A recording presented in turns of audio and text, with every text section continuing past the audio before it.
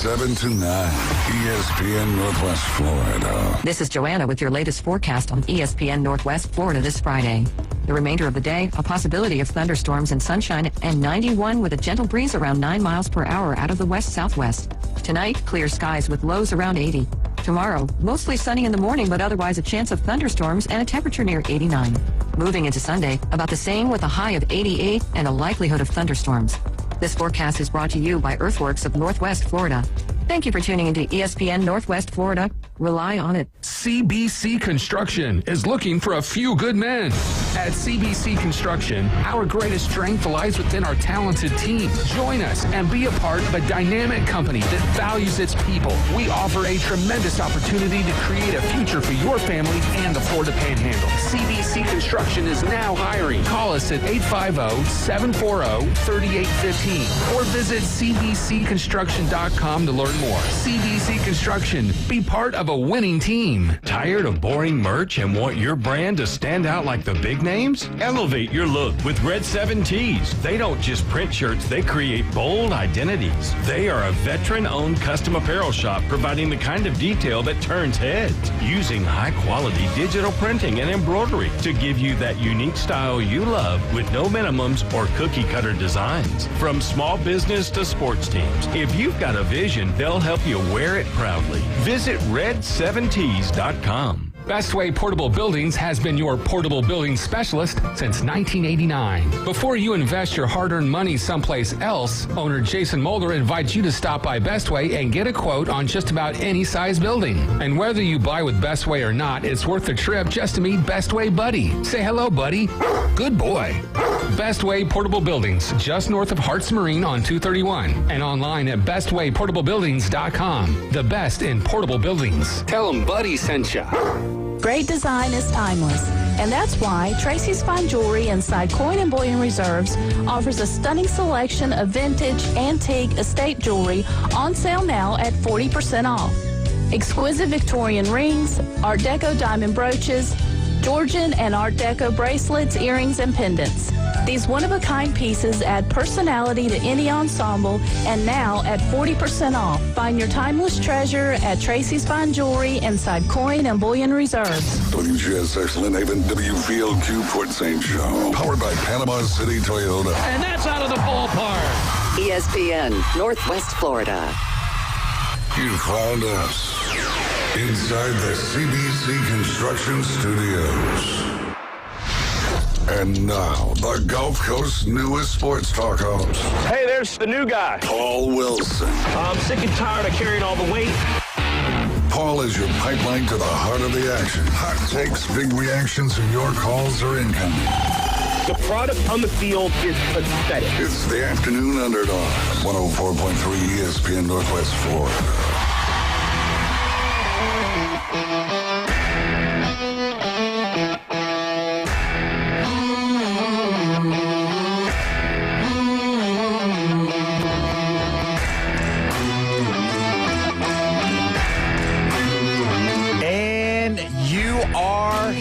With us Friday, 4 o'clock, ESPN 104.3, the Afternoon Underdogs with Paul Wilson. I hope you had a great week. I hope that you are excited for the weekend just as much as we are. We're here. We're pumped. We're ready to talk a lot of stuff that you want to hear today. So whether you're driving, maybe you're done a little early from work, or whether you're just hanging out today, glad that you're here. As always, in the fishbowl, we got the Bone Crusher in the building. What's going on with you, brother? All right. Friday. It is Friday. It is ready to play, right? Falcons playing tonight. Let's do this. Oh, yeah. We're going to be discussing a little Falcons. And always on Fridays, my man from Wisconsin, and he's wearing his Wisconsin stuff with my favorite number 5, Chef Ross in the building. How you doing, Chef? Coming in hot. That's right. Well, it's good to see you, man. We've been missing you around here. You've been busy doing some stuff, and a lot of stuff to be talking about today. You having a good day? I am. It's been a really good day. Yeah? Making lots of money? Made a little bit. Made a little bit? You want to share some of it? No. No. I mean, okay. I already am with Uncle Sam. Okay. All right. Yeah, that's true. Man, I'll tell you what. It's a crazy day for football right now. As we have been coming on, breaking news, got a lot of stuff to talk about. First and foremost, let's go ahead and get right into it. The Michigan Wolverines. All of this stuff about Scallions has now come to light, and the NCAA, the Big Hammer, is what they were calling themselves. The NCAA has now come out with their ruling on the University of Michigan. And looking over the internet, I see people are hot. I don't know if you saw it or not, but it is on fire right now. Now, have you heard anything about it? The slap on the wrist they got? Oh, yes. I know a lot of Ohio State fans. You're probably listening. Don't forget to call in, text in on the Red 70s phone line, 850-215-6290, because I know that you want to discuss it. I know you're aggravated. I know you got your opinions about it. I've got my opinions about it. And, you know, Chef, when you look at it, there's a lot to unravel. There's a lot to uncover. And, with the way that it's been set up, with the NCAA being the ruling body, what they say goes. I don't know if it's always the greatest, but what they say goes. Yeah. I mean, it's not just Ohio State fans that are upset. I've heard pretty much every other university fans except for the University of Michigan fans that are upset and thinking they got way less than they should have. A Florida State fan even said that apparently an injury is more important than cheating your way through 90% of the games. Oh, man. Well, it looks like it didn't take long for the Red 70s phone line. We've got none other than Michigan Eddie on the line. Michigan Eddie, how you doing today, my friend? Go Blue Sharks here as everyone else always back to live like true. Hey, listen. All this stuff, NCAA is crooked than a bowl of Fruit Loops. They're crazier than a bowl of nuts. You know what? And with 3 games, and one of those games against Maction, Western Michigan, and Germany next year, and $30 million, drop in the bucket. You know who has the largest alumni association in the world is? Tell us. The University of Michigan, which I'm a part of, also a United States Air Force Academy grad, and all that. And my wife's a grad of Michigan as well. So here's the thing. Every coach in college is sending their scouts, coaches, and all that. They have players scattered throughout the stadium trying to decipher signals. You know how I know that? My buddy was in the league, and he told me that. Oh, yeah. So all this stuff is a bunch of NCAA making much ado about nothing, trying to line their pockets and making Michigan the scapegoat. And that's all it is, because everybody does it. And I don't care about the morning show, the Buckeye Sourpuss Boys and all this stuff. They care more about Michigan than they do about the Buckeyes. I could give 2 craps about the Buckeyes. I could care less about Columbus. The only thing good about Ohio is my goddaughter in Canton, Cedar Point, Kings Island, the Toledo Mudhens, and the Air Force Museum. And the Pro Football Hall of Fame. And Pro Football Hall of Fame. Yeah, you got that right. And Charles Woodson from Fremont, and you got Elvis Gerbach. Hey, why do you think some of the best Michigan players leave that stinking state of Ohio? Because Michigan's better. Anyone with a pulse can get into Columbus. Well, that's what I wanted to hear. I wanted to know exactly what the Michigan fans felt about it because... And you know what? It wasn't even on the Free Press or News till a day or two ago. The people that are talking about it are those that are jealous. A 2-loss Ohio State national champion that can't even win their own conference. Yeah, well, and you know that's what? I was at the Natty with my family in Houston. They could beat everyone. And you know what? To those coaches that are complaining, which ain't many, by the way. Yeah. Then why don't you quit being so stupid and change your signals if you think the opposing team is stealing them? So it's your own ignorance and immaturity and naivety that's doing it. Well, that's what I was asking yesterday. I thought they were having the 3 to 4 string quarterbacks giving the signs so that you don't steal signs. I thought they had the big vinyl up on the sideline so that they don't steal your sign. I don't see the problem with it. Here's where Scallions took it too far, is the entire database of him making every single person sign in the history of the league. From the documentary where he literally said, this is what I did, that's taking it too far. The videos and the other things. Going to a game and stealing... You can do that on your TV, on your cell phone. Anyone can take videos, bro, with their cell phone nowadays. Yeah. Anybody can. Yeah, and that Photoshop of him wearing glasses, iPad, that's Photoshop. Those glasses weren't even out yet when he so-called went on that CMU game. They weren't even out yet. People need to do their research and not spreading fake news, man. When he's standing in front of the green screen, redoing everybody's sign of whatever that play was, and that was him actually doing it, and it was his words in the documentary, that's a little too far. And yes, you're right. Anybody can do it with a cell phone, but that doesn't mean it's legal. Anybody can drive 60 miles an hour over the Hathaway Bridge, but that doesn't mean it's legal. What's legal nowadays with NC2A, man? What's legal? It's okay. We were taught in Little League to steal signs when we were playing baseball, bro. You're right. To steal signs from the team you're playing. Yeah. Not from your opponent next week or 5 weeks down the road. Okay, man, you're spinning me up, bro. You're spinning me up, devil's advocate, whatever, bro. Listen to this. What about opposing coaches, right? I mean, your team is playing a team next week.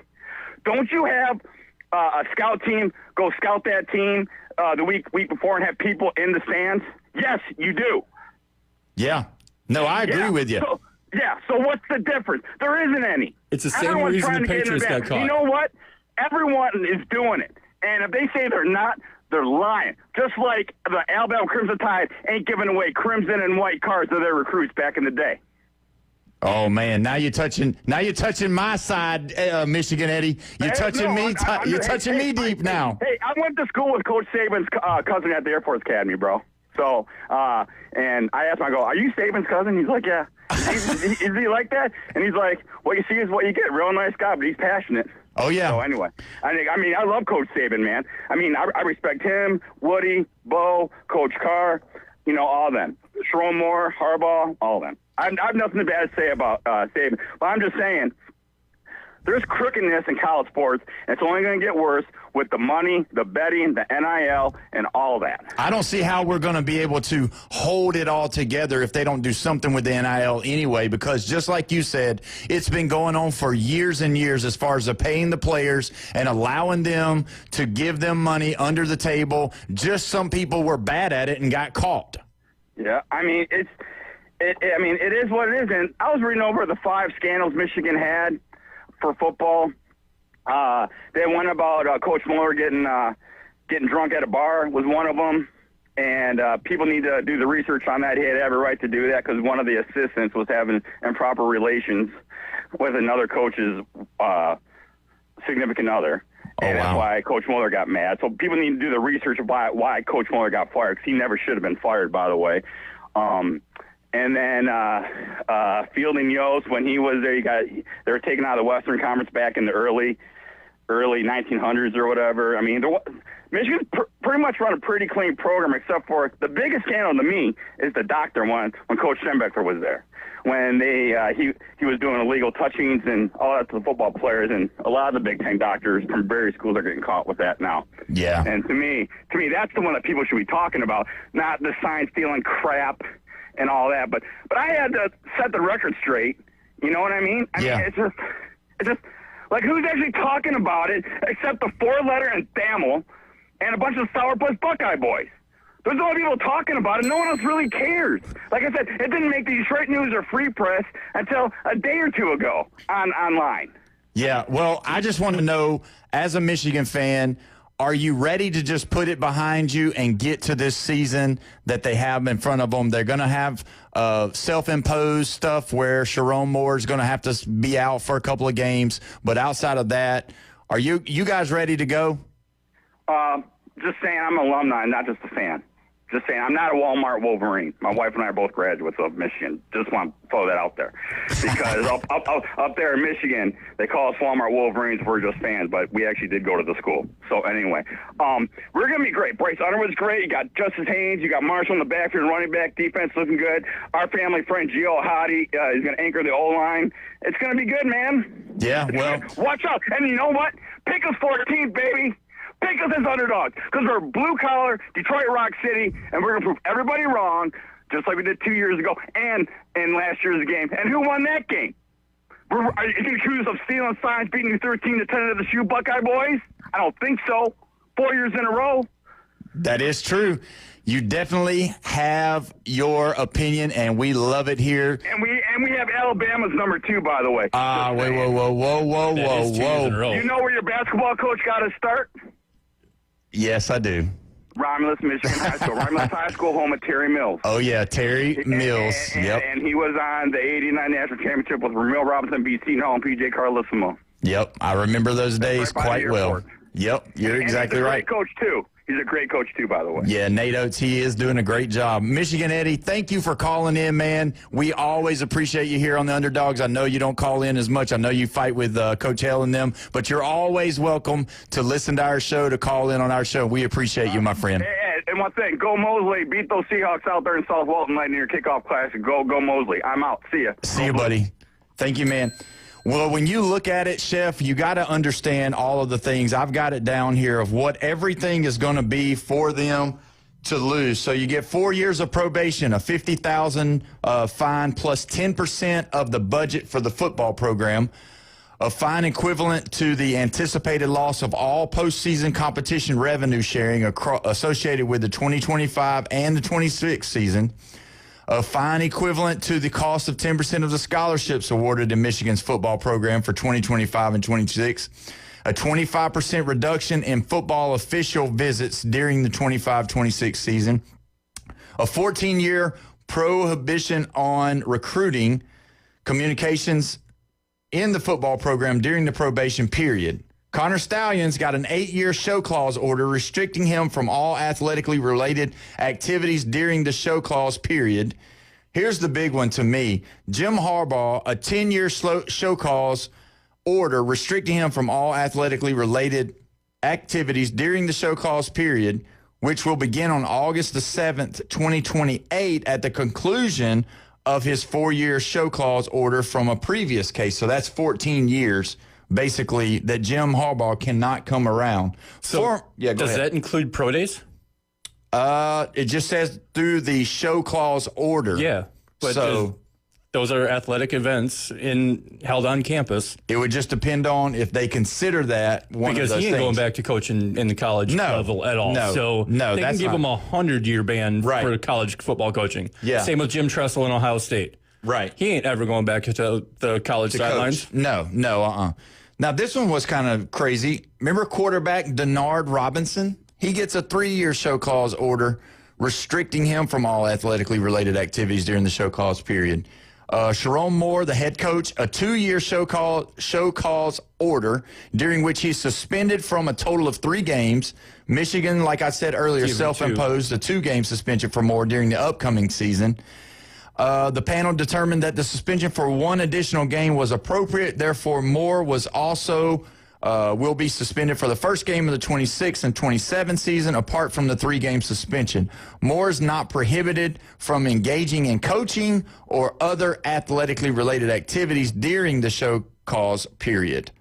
So that's what it all is right there, guys, in a nutshell. The very sad thing about all of these scandals in college football is it doesn't hurt the players that went through it, that did, aka may or may not have done it. It hurts the future kids that have no chance. Right. Well, like and these that's 27, 28 recruits. They were sophomores in high school, freshmen in high school when this was all going down. Yeah, and you can't tell me that Jim Harbaugh didn't leave and go to the pros just to get away from all this. You can't tell me that he was a Michigan through and through kind of guy as far as I'm going to stay and let the ship fall and I'm going to be the last person to step off the ship, because he wasn't. No. He went ahead and got out because he knew the tide was coming in. Same thing with Pete Carroll in SC or the Seahawks, whichever one you want to call it. Right. And that's the deal. Like, when you look at it, you got to understand that. You know, I'd be curious to see what some Ohio State fans would think about this. Jim Tressel in the early 2000s did the same thing, got out before the hammer went down on him with Maurice Claret and a couple other players. Yeah, well, it was... Now, that was stupid because it was just about tattoos. Tattoos, yeah. It was just paid for tattoos for the, I think it was some of the autographs, I think some rings or some hardware from, like, bowl games that they had won the year before or something like that. And the thing is that all of this... you'll be on one side or the other of the whole thing. And for me, I'm kind of leaning towards more of the Michigan side of it, not because I don't believe that they did anything wrong. I believe there's rules. I believe they broke rules. I believe things are wrong. I think they did some stuff wrong.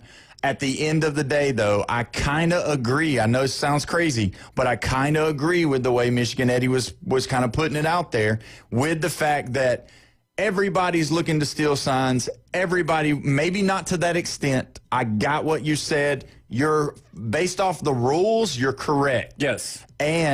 But to Same me, with the Houston Astros. It's not wrong to steal signs from the catcher. Yes. What it is wrong is to use technology to do that. Yep. And what is wrong in the NCAA is to look at your future opponent and steal those signs. Same with the NFL. Same with the Patriots. Everybody was stealing signs in the NFL. Guess who got caught? Right. No, that's true. Everybody was stealing signs in the NCAA. Guess who got caught? And that's where it's at. If you get caught, you're the one that's going to have to pay. Mr. Police Officer, everybody speeds on the Hathaway Bridge. But it's not speeding. Caught. It's not speeding unless you get caught. It doesn't matter what you say. You can speed all day long if you want to. Did you hear how I put that in there? Yeah. If you want to. I'm not telling you to do it. But because they've been.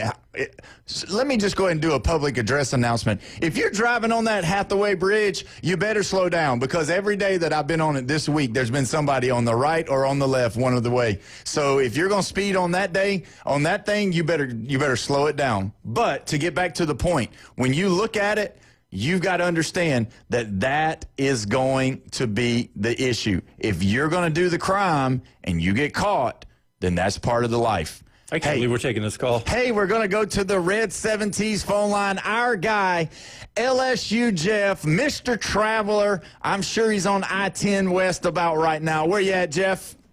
Yeah, I'm over in Mississippi near Biloxi. On Okay. I-10 right now. Yeah. I got you. Look, I'm really disappointed in you, Paul.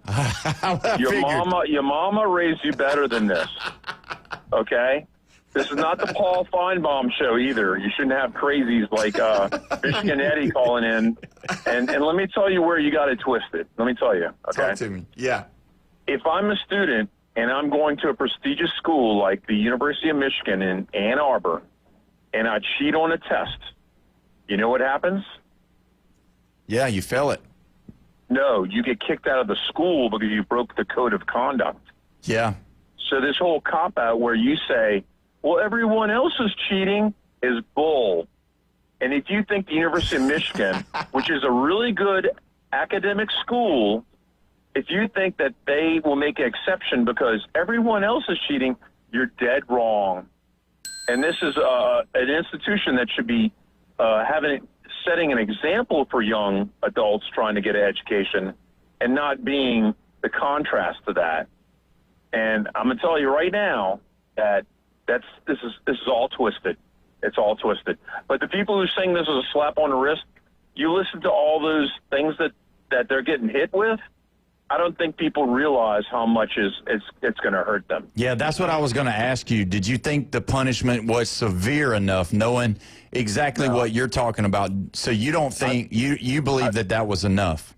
No. Yeah, I think that was enough. No, the amount that they're bringing down, people are reading only the little subtitle of what they're getting hit with and not realizing all the implications that's happening. Their basketball program, they're going to be hurt on the recruiting trail big time. Their basketball program got hit harder with the Chris Webber scandals and stuff than their football program got hit. Yeah. And their basketball program was not as severe of infractions. Yeah, and I don't know. Their name is still I on the totally title. disagree with the whole cheating. Everyone else is cheating. That's bull. That's a cop out, and you can tell Michigan Eddie that it's a cop out, because if he gets caught cheating inside of the Air Force Academy, guess what's happened to him? He's kicked out, and it's going to be harsh. Yeah, no, you're right. I get what you're saying. I'm not disagreeing with you at any take. When you look at it and you look at both sides of the story, I get both sides of it. I see it. You know what everybody wanted? A lot of the people wanted one thing and one thing only. They wanted them to give up that national championship. They wanted that asterisk to be by their name, or they wanted it to be gone. Don't you agree with that? Yeah. I mean, and what we had Spygate and Deflategate for the Patriots, people wanted heads to roll and, for that stuff. Yeah, and it never happened there either. Well, Brady said this 4-game suspension. You know what? Yeah. I can't believe Michigan Eddie brought up Elvis Gerbach. The third most Elvis ever. yeah. Elvis Gerbach. Most people Nobody mentions that name anymore. Nobody. Unless you're from Michigan. Yeah, unless you're from Michigan. Oh, Elvis Gerbach. Well, we're going to take a break. Will you be able to stay on with us, or can you hang on with us?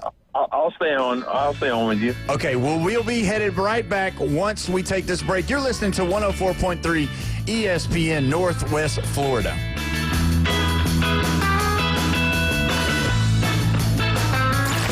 Reach out and smack someone.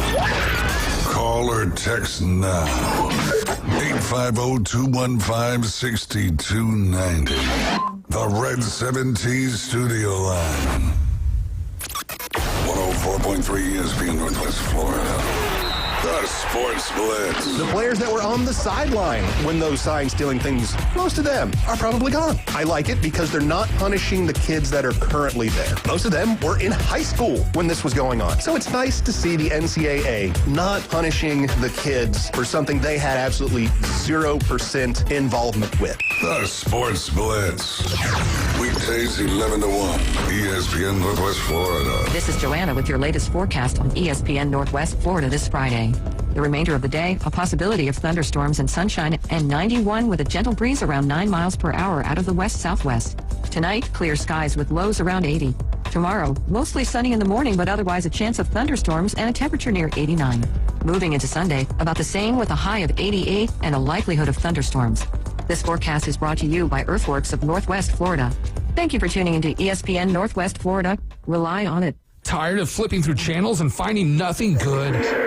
Introducing Scorpion TV. Over 5,000 live streaming channels. Catch every game of the season with over 100 sports networks, including ESPN, ESPN Plus, the NFL Network, and Red Zone. Even pay-per-view events. Watch 400 local network channels from Panama City and most markets throughout the country. Fox, ABC, CBS, and NBC. It's more than sports. Scorpion TV offers premium movie channels like HBO, Cinemax, Stars, 200 plus entertainment and news networks, or watch thousands of movies on demand, all for just $45 a month when you use the ESPN NW promo code at checkout. Watch on up to 5 devices at the same time. Perfect for sharing with family and friends. Scorpion TV gives you everything you want for less. Cut the cord, not the fun. To score Scorpion TV, go to ESPNPC.com and click on the Scorpion TV logo. Don't forget our promo code ESPN NW. With some incredible starting pitching and a roster loaded with stars, don't ever count the Atlanta Braves out. And he hits one to deep right field, streaking back towards the wall, and balls in the chop house. Tonight, don't miss Braves baseball live from Progressive Field in Cleveland as Ronald Acuna leads Atlanta into action against the Guardians. Braves traveling to Cleveland to take on the Guardians. Pregame 6 o'clock, first pitch 6:10. Your home for the Braves on the Gulf Coast, ESPN Northwest Florida. Broadcasting from the CBC Construction Studios. The mission? Your mission, should you decide to accept it. Save the panhandle from boring cookie-cutter radio. Now back to the Afternoon Underdogs. The state will self-destruct in 5 seconds. 104.3 ESPN Northwest Florida. And welcome back. You're listening to the Afternoon Underdogs with Paul Wilson here at 104.3 ESPN Northwest Florida. It is rolling hot here in a beautiful Panama City Beach. We're excited. We're still talking about the NCAA handing down the hammer to the University of Michigan. We still got LSU Jeff on the phone. He's traveling, Jeff. Jeff, I want to read you something real quick. I know you're probably a big fan, but Dave Portnoy wrote just a moment ago, $20 million, like we really give a crap about $20 million. That's like ashtray money for us. That's like 1/4 of Bryce Underwood. We don't care about $20 million. Ohio State cried, Little Brother cried, all you other schools cried. We own the Big Ten. That's from Dave Portnoy from Barstool Sports. Big Michigan fan, and it looks like he doesn't think it matters at all about the $20 million. Yeah, $20 million does matter, but it's the recruiting stuff that they got hit with that's going to matter. Yeah, and that's where I think people aren't understanding. But at the end of the day, all the Ohio State people, all of the people from Michigan State, all of those guys, they're wanting that national championship. They're wanting it to be taken away. These are just incoming freshmen. You can only you lost 25% recruits, right? Because the transfer portal is just completely wide open, so they can go easily fill the team out through the portal and not be punished through that. So an incoming freshman isn't going to stay at that school anyway. We have a million examples of that in the last 2 years. Yeah, do you think they'll probably use it to their advantage, Jeff, in that and start going more portal for these times where they're having to be cut short for their recruits? I'm sure, but I don't think that they're desperate, really. I mean, Michigan's a name. It's been around for forever. There are programs that aren't what they used to be, like Nebraska. Yeah. But I don't think that's going to happen in Michigan. I mean, I think there's too many people that live in Michigan and too much fan support. I'm not saying Nebraska doesn't have fan support, but the state of Michigan only has, 3 or 4 million people? It's not a very populated area like Michigan is. Yeah, that's true.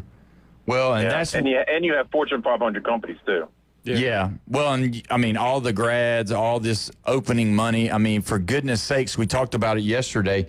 Kansas, one of their boosters just gave $20 million to the program. So, I mean, they can go out and get whoever they want as long as their people will come in and go there. They'll offer them all kinds of money. Yeah, Booth was his name. Yeah, Booth, yeah. So, I mean, I think it'll hurt them. I agree with you. I think like what you said, though, is that it's going to be not as bad. I believe they'll figure it out. And then I also agree with what Chef Ross was saying about the portal.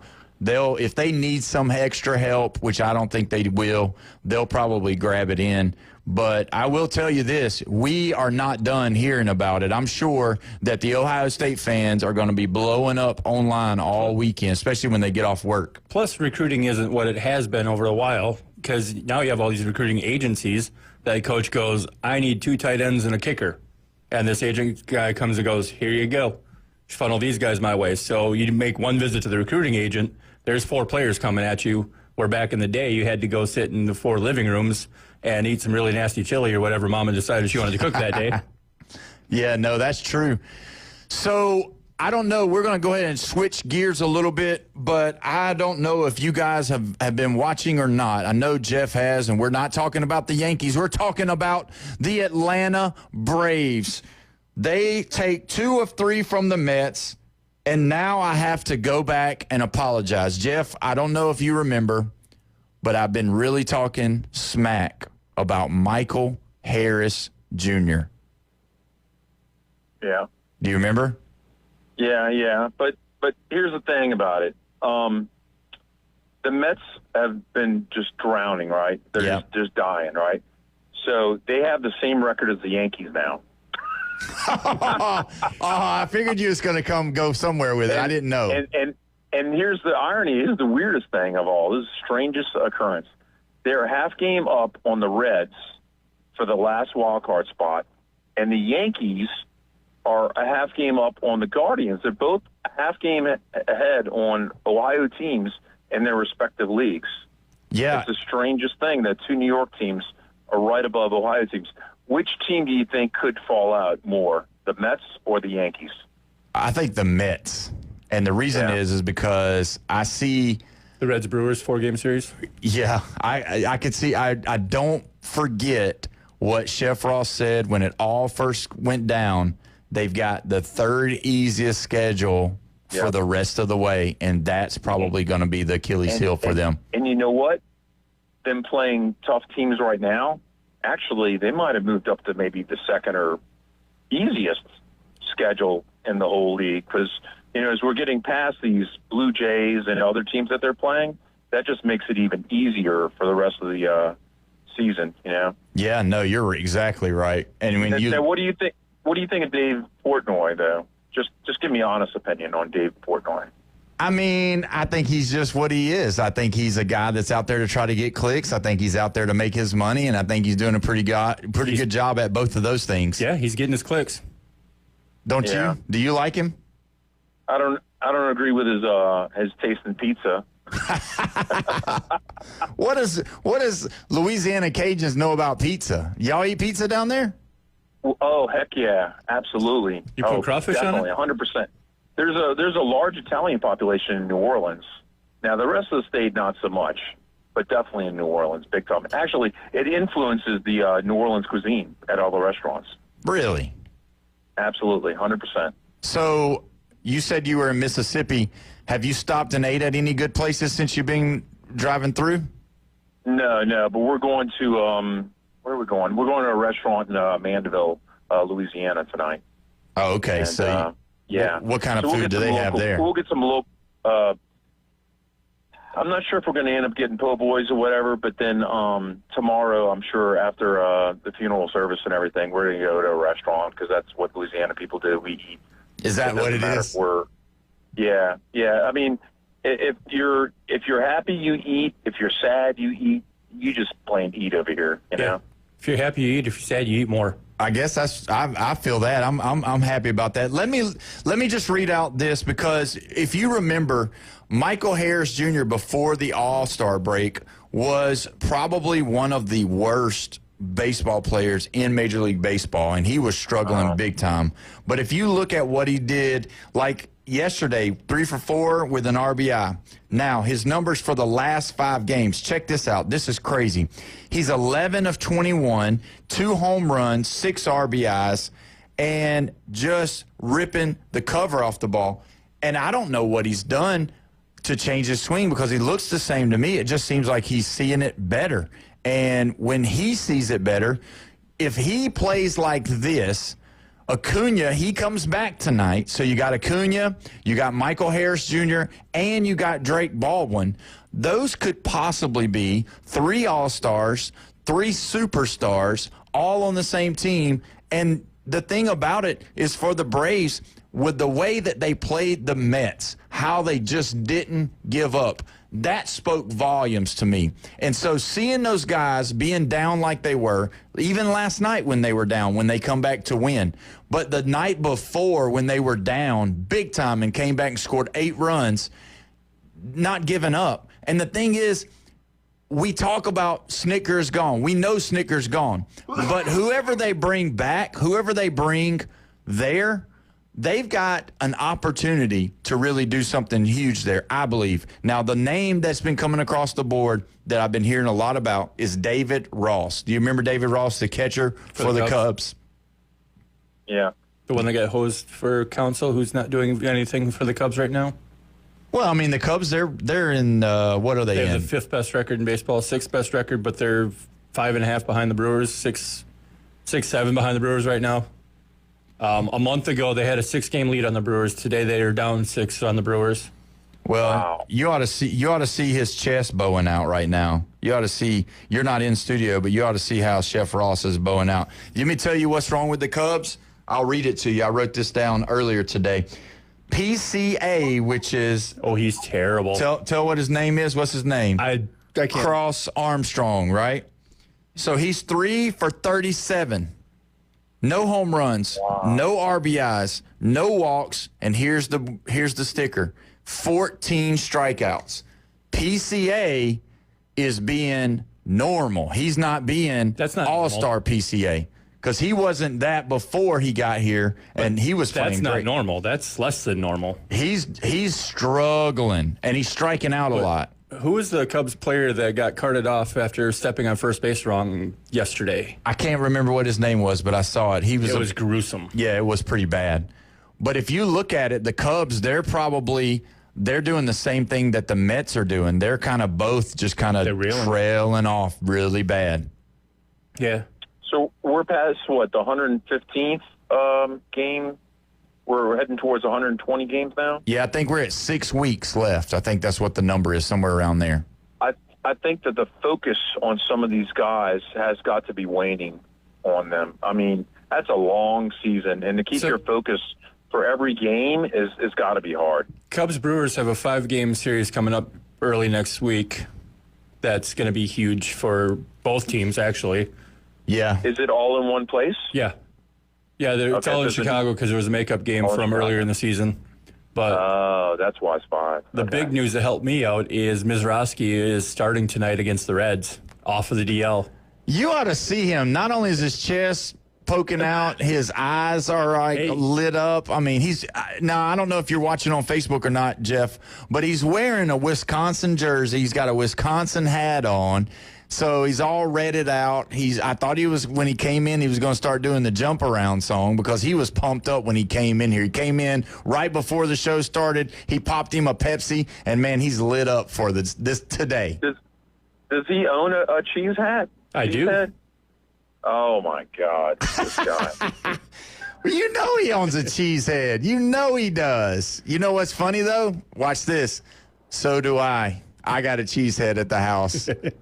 My mother-in-law is a huge Green Bay Packer fan because their family's all from up there, and she brought my kids, both of them, a cheesehead when she went up there last year. All of my friends up north are enjoying free hamburgers.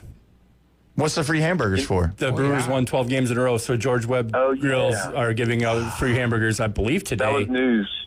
Yeah. It's only happened 3 times since 1945 when George Webb first says, the Brewers win 12, I'll give everybody a free hamburger. So they are hands down the best team in baseball. Yeah. I mean, they are hands down peaking at the right time. Do you think it's too early for that? Do you think it might be a little too early? I do. I'm afraid. They just don't play well in the playoffs as of late. And thanks to the Mets screwing it up last year, up until last year, every team that beat the Brewers in the playoffs went on to make the World Series. Yeah, and that's the Bucks. The Bucks won one. The Bucks won if one. You don't think that the Brewers can win just one? I think you're mistaken. I'm hoping they can. I love this team because there's no superstar on this team. There's a lot of really good players. There's a lot of young players that are playing out of their minds right now. The stat that I love that I read about the other day is this year's Brewers team is the first team since the 36 Cubs to have 2 winning streaks of double digits in the same season. Yeah. So they had an 11-game going in and out of the All-Star break, and then they just got a 12-game yesterday. So when you look at them, they've got to be the heavy favorite going into. It's still the Dodgers. But the Dodgers are reeling too, though. The Dodgers are the betting favorite, though. They still are, but they're struggling right now, in which that could just be a part of the lag of the season, like what Jeff's talking about. Do you think that's probably what's going on with the Dodgers? They're kind of getting a little tired of the season. Yeah, I mean, for sure. I think that people lose their focus. And if they take a day or two off, I think they can regain their focus. But the thing I don't like about the Brewers, and I mean, this is a weird thing for me, is that when you see matchups in a championship game like the World Series, I think that the Tigers have a good chance on the AL side. I don't think that Wisconsin and Michigan, being next to each other like that, it's usually not. That's usually not what happens in a championship game. That teams are next to each other. So the fact that the Dodgers are clear across the country and they could match up easily with anybody from the AL makes me think that that's logically what will happen.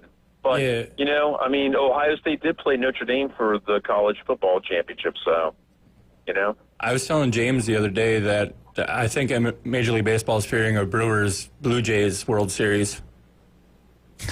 Blue Jays. Oh, man, that would be terrible, wouldn't it? It'd be great for ratings in Canada, but not great in the United States. No, it would be horrible. Yeah, I think it would lose out if we were to do that. The Brewers are playing good. Toronto obviously is playing good. The Tigers are still leading. They're struggling, Cleveland's but they're just kind of, The Yankees are struggling. The Dodgers are struggling. The Mets are struggling. The Braves are out of it, for the most part. I mean, it's a pretty different type of year this year. I hate to say it, but there's a real possibility that this year's playoff could not have any New York teams in it. Wow. There's a chance. Wouldn't that be something? That would be something right there, if that were to happen. But then the Reds or Guardians, though. Yeah, I'd fear the Reds. They're playing. Wow. They're playing really hot. Francona's an amazing manager. Yeah, he is known to turn some teams around, but I also think I don't think you should sleep on the Guardians. I don't. They just find ways to win. They've got those scrappy players. I mean, Yeah. They've got I some like decent De La pitching. Cruz. Yeah, De La Cruz is good. I mean, he can play. He can take a team on his back But for a series for sure. The Brewers can outpitch anybody. That's a good point. That's a very good point. And that's where, it's going to be tough for the Yankees. It's going to be tough for the Dodgers because they're struggling on their pitching as well, giving up a lot of runs. So is the Yankees. And, I think maybe with Aaron Judge coming back and getting more and more healthy and seeing the baseball a little bit better, I believe they still got a run in them, and I hope they do for the sake of Jeff being in the show when they start doing it, because I'm going to wear my New York Yankee jersey and have it going. Oh, my goodness. Well, we're going to go ahead and take a break. Jeff, stay on the line with us. We are going to be discussing a lot more.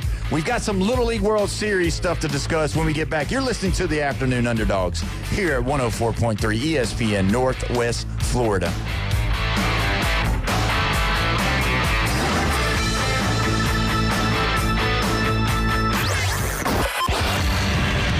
Call or text in now on the Red 7T's studio line. 850-215-6290. It's the PCB Hobby Takeover with Todd. Mondays at 5:20 on ESPN Northwest Florida. That is a very high-end card and very rare. Todd talks about coins, trading cards, collectibles, and the amazing stories behind them. It was the first one that's ever come through my door. Plus, we'll be taking your calls and questions at 850-215-6290. The PCB Hobby Takeover. A platform for you to do your hobby. Mondays at 5:20 on the Sports Talk Monster. ESPN Northwest Florida. This is Joanna with your latest forecast on ESPN Northwest Florida this Friday. The remainder of the day, a possibility of thunderstorms and sunshine, and 91 with a gentle breeze around 9 miles per hour out of the west-southwest. Tonight, clear skies with lows around 80. Tomorrow, mostly sunny in the morning, but otherwise a chance of thunderstorms and a temperature near 89. Moving into Sunday, about the same with a high of 88 and a likelihood of thunderstorms. This forecast is brought to you by Earthworks of Northwest Florida. Thank you for tuning into ESPN Northwest Florida. Rely on it. Take your next adventure at an award-winning Kia from Bill Bird Kia. Discover the new Kia. We invite you to stop by Bill Bird Kia and test drive the new 2025 Kia. You'll get the perfect balance of comfort, safety, and technology. The 2025 Kia SUV family has movement that inspires. Drive away today in a new 2025 Kia Soul, Seltos, Sportage, Sorento, or Telluride. Fuel the thrill and command the road in the luxury of a 2025 Kia K5 sedan from Bill Bird Kia. Performance, power, and design built for you. Spark inspiration in the all-electric 2025 EV9. It's a modern masterpiece, fast charging, rugged, and roomy. Bill Bird Kia is the original home for the 20-year, 200,000-mile warranty. Stop by 2435 East 15th Street, Panama City, or anytime at BillBirdKia.PanamaCity.com. We'll treat you like family and give you the peace of mind you can trust. Your local community dealer is Bill Bird Kia. Transmitting from the CBC Construction Studio. Eat, sleep, game. This is your sports obsession. Now back to the Afternoon Underdogs. ESPN Northwest Florida. We are live here at the CBC Construction Studios here at 104.3 ESPN Northwest Florida. You're listening to the Afternoon Underdogs. I'm here joined with resident degenerate Chef Ross, and on the phone, our guy LSU Jeff. Want to go to the Red 7T's phone line on text. Lynn Haven Rob says that Bob Uecker is smiling down on the Brewers. Now, you being a Brewer fan, how does that make you feel? Do you agree with Lynn Haven Rob? 1,000%, because going into the season, I had the Brewers finishing third in the division, and now they're leading all of baseball, and no better way to honor Mr. Baseball than win the whole doggone thing. Just a bit outside. I could hear him talk about it now. I loved his commentary in Major League. I just thought it was epic. I thought it was one of those things. And as a child growing up, you watch the commercials because, really that's all you had to do growing up. Best seats in the house. The best seats in the house. He said, I must be going to the front row. And so that was just Bob Uecker. Mr. Belvedere is something else, man. He was just fantastic. I loved him. Did you ever watch any of his stuff, Jeff? Yeah. I mean, all that stuff. And then also less filling tastes great. Yep. Oh, yeah, that was a good one, too, yeah. He was just an icon. I think he had the most visits on the Johnny Carson show. Really? He's definitely top 3, and I think he had the most appearances on the Johnny Carson. Wow. And you know what's crazy is that he really wasn't that great of a baseball player. I mean, no, he was horrible.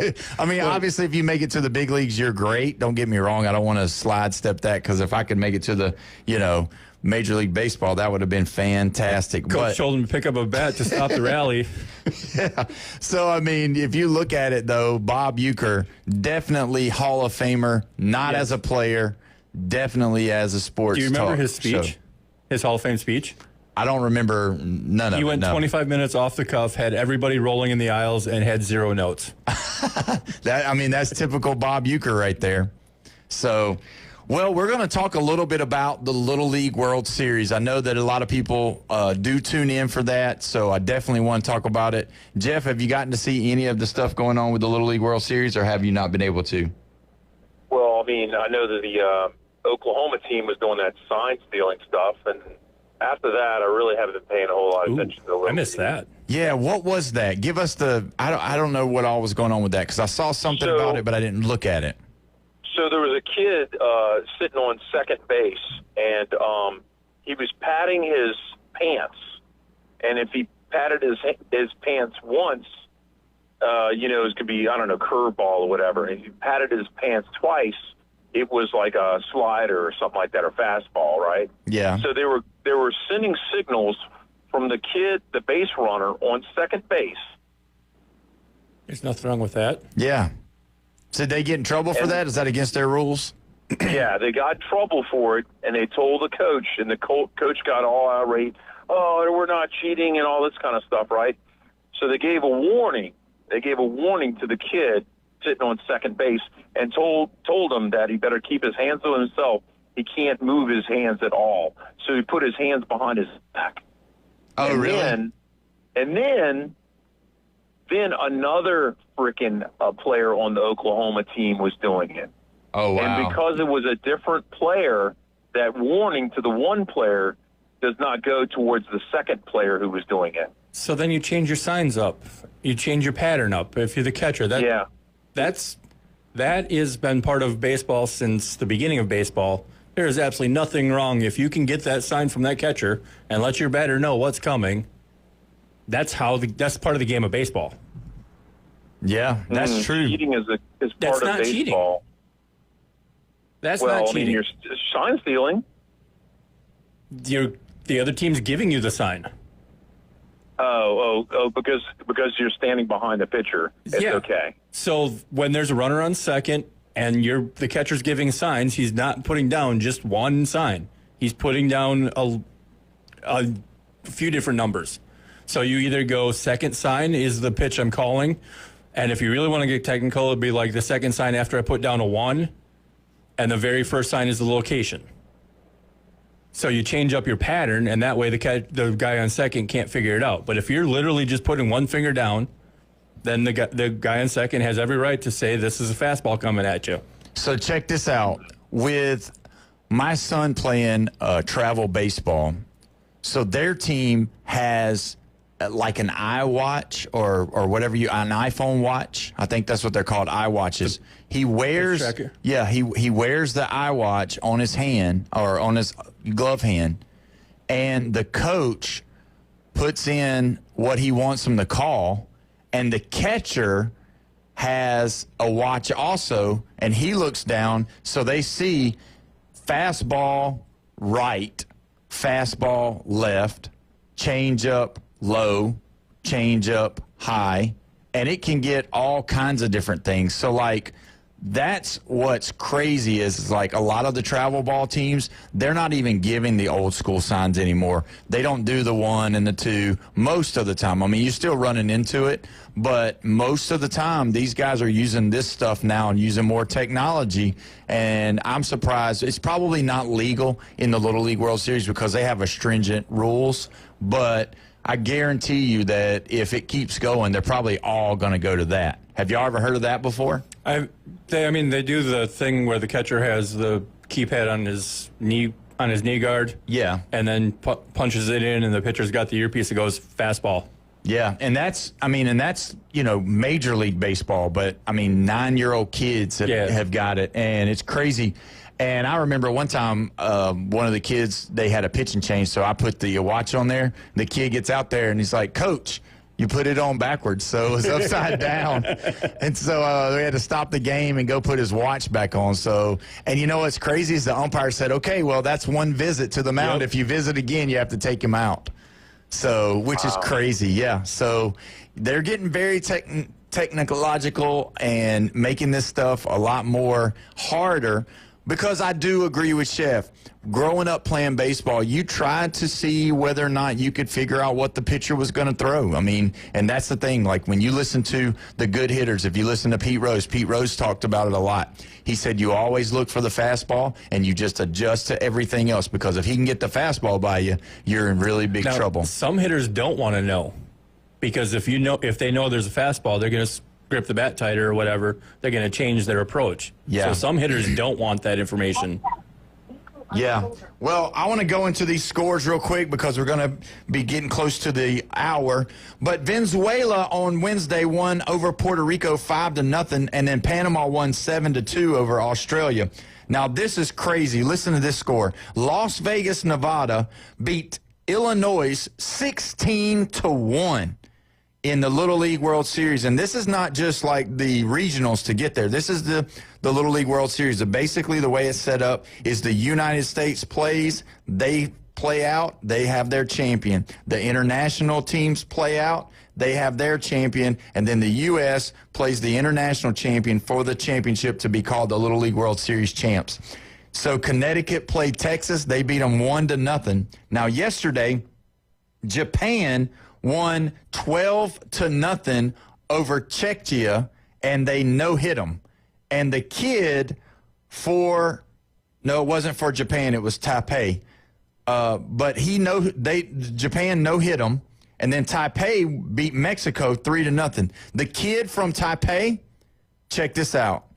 He was throwing 82 miles an hour from 46.6 inches. That was an equivalent of 107 miles an hour if you were standing on a major league mound. That's just crazy. If you can imagine, that's nuts. And the thing about it was, he threw it 2 pitches in a row, 82 from 46.6 feet. That's how fast he was throwing. And then South Dakota beat Pennsylvania 2-0, and then South Carolina beat Massachusetts 13-0. Now, what's significant about South Carolina? South Carolina is the team that beat the defending World Series champions from last year, Lake Norman, Florida. They were the ones that went into extra innings against the Florida team, and they eventually put Florida out. And so they're dominating. They're 13-0 over Massachusetts, and they pretty much dominated. But if you look at the Little League World Series, obviously it's one of those things that everybody usually watches. But when you look at the way travel ball is compared to the Little League World Series, the Little League World Series now does not do pickoff moves, and they don't do stealing as far as like playing off. And so the kids, they throw from the windup instead of having to throw from the stretch. Whereas my son, when you get to 9 years old in travel baseball, all the way up, you can lead off, you can steal, and you have to throw from the stretch. We could lead off and do all that at 13. Yeah. At 12 and under, it was you can't leave until the ball crosses the plate. Yeah. At 10 years old, it was you can't leave until the ball touches the catcher's glove. And me being an umpire, one of my very first games I ever umpired, kid took off, beautiful. Pitcher picked up his foot, kid was gone, standing on second base before the ball touched the plate. Wow. I had to call him out, and the coach goes, "What do you mean he left early?" I'm like, dude, he just left when he had a great jump. Yeah, great jump, but he just left too early. Yeah. And that's the thing. So the Little League World Series, it's a great deal. It's one of those things. It's an American tradition, if you want to call it that. But when you look at it, man, the travel ball kids coming back and playing in that, it's a little different. They have to get kind of used to it. Which league is your travel ball that your son plays on? They do USSSA, Perfect Game, Grand Slam. All so they're not different. Little League. They're not Little League. They're not league ball either, which is basically what they're supposed to do. These kids are still travel teams from their league. Oh, yeah. Yeah, no, they're definitely traveling. They're definitely good. If you see some of those guys, I mean, that kid's throwing 82. Yeah. He ain't just playing in a little rec league that you would think of. Each city's playing their league teams. Right. Everybody's got their league team. Then you pick your all-stars from your league team, and they go travel and play your regionals, sectionals, all the way up to Williamsport. Yeah. And so with that, it's a big deal. Jeff, did you play any baseball growing up? Absolutely. Yep. But, okay, so I ran track was my main sport. And so when the coach would send me to steal bases, he was like sending me all the time. Now, I played outfield. Of course, center field is one of those positions that they like the speed guy to play. So I played that, but I was a little ADHD. And then, the heat in Louisiana, South Louisiana is really bad. And, of course, mosquitoes at nighttime would just eat you alive. I couldn't stand being out in the outfield. But then my last year I played, they put me a catcher, and I loved it. Oh, my God. I love just the interaction, just, constantly just getting pitch after pitch after pitch. For an ADHD person, catcher is like a dream come true. I understand that. Well, we're going to take our break.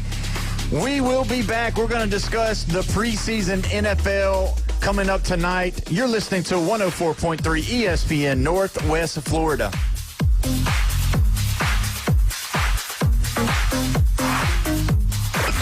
Call in now. This is Touchstone Service. The Red 70 studio line is open. Demonstrate how to make a call with your dial telephone. 850-215-6290.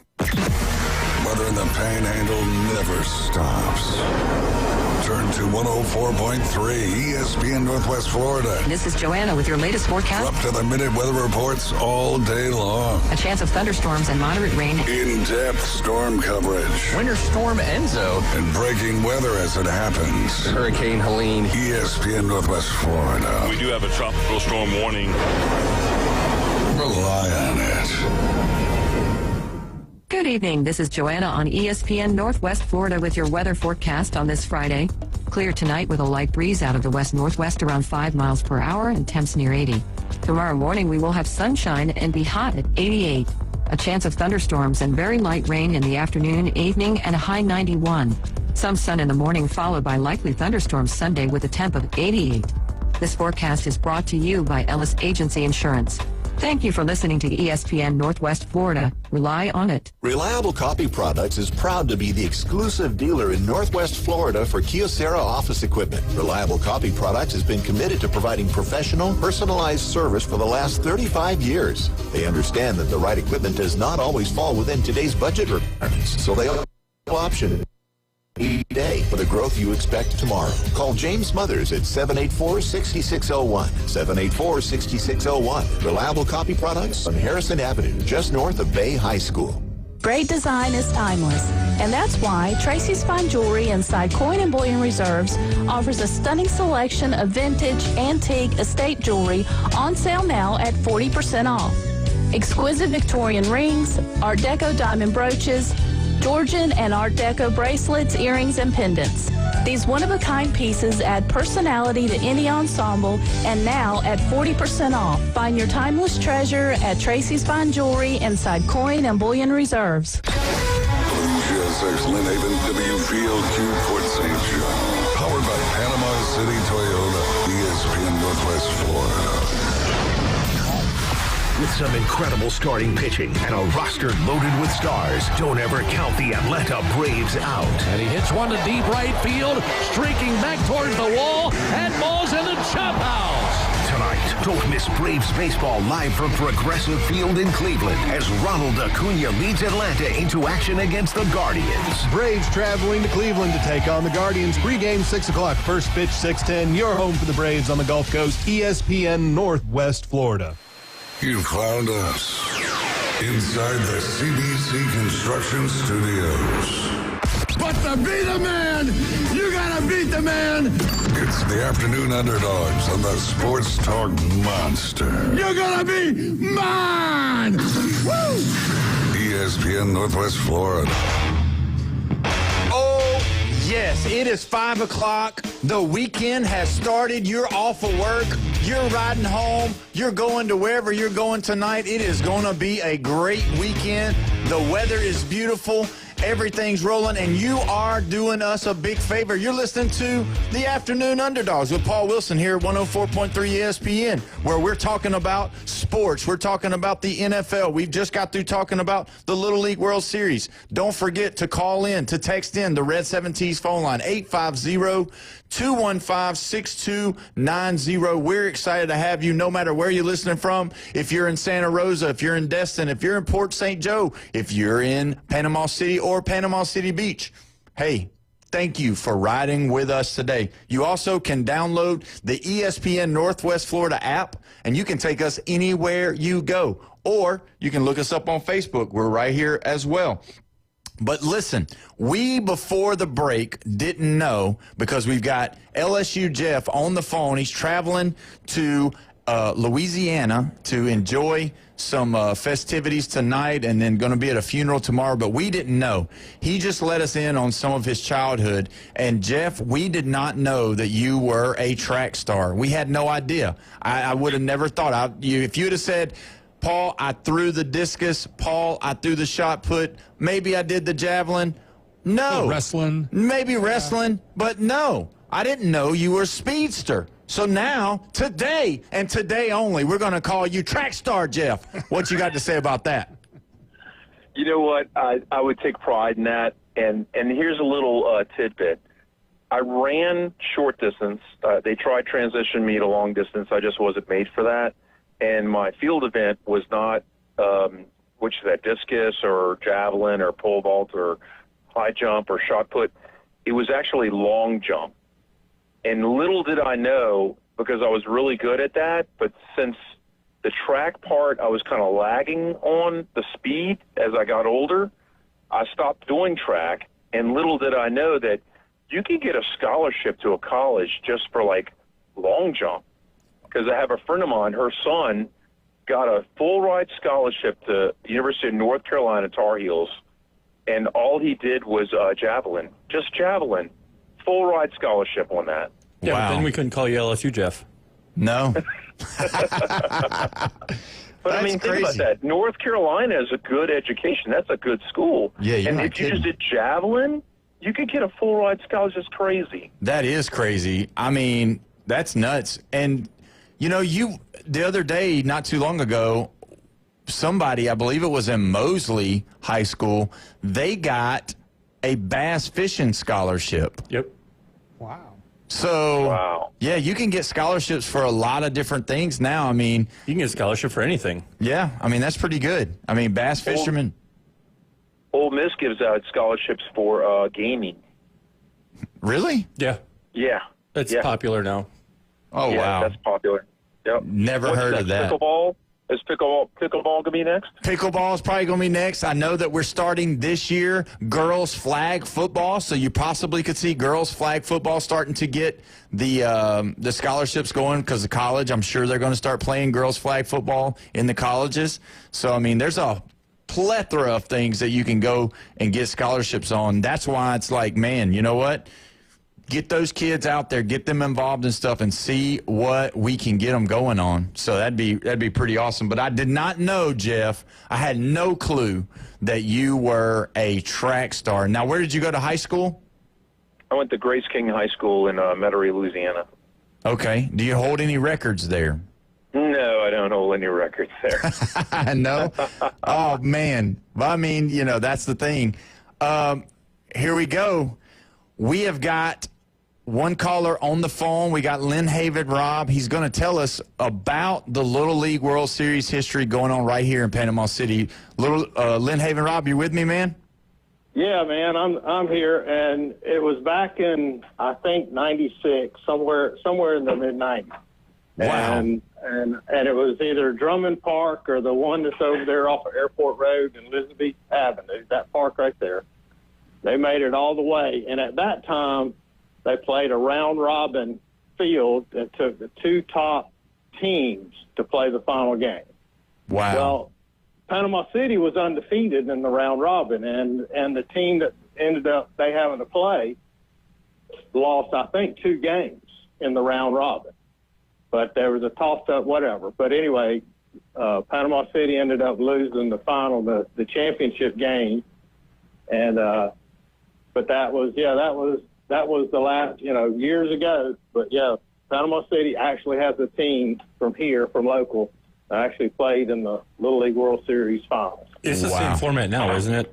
They have the round robin pool play, and then the two teams. Right. It wasn't like it is now, where they play all the American League teams play and all the other teams play. It was a round robin. Everybody that went played into a round robin tournament.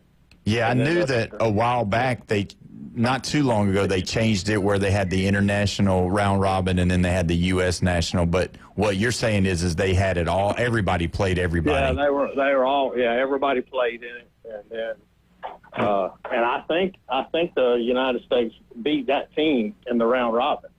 Oh, but wow! They ended up being the runner-up in the round-robin tournament, so that's who they ended up playing. The one thing I do love now is everybody plays an international team. So even though you're 0-4 in the round-robin, you play the international 0-4s off on the side field, so everybody still gets that international game.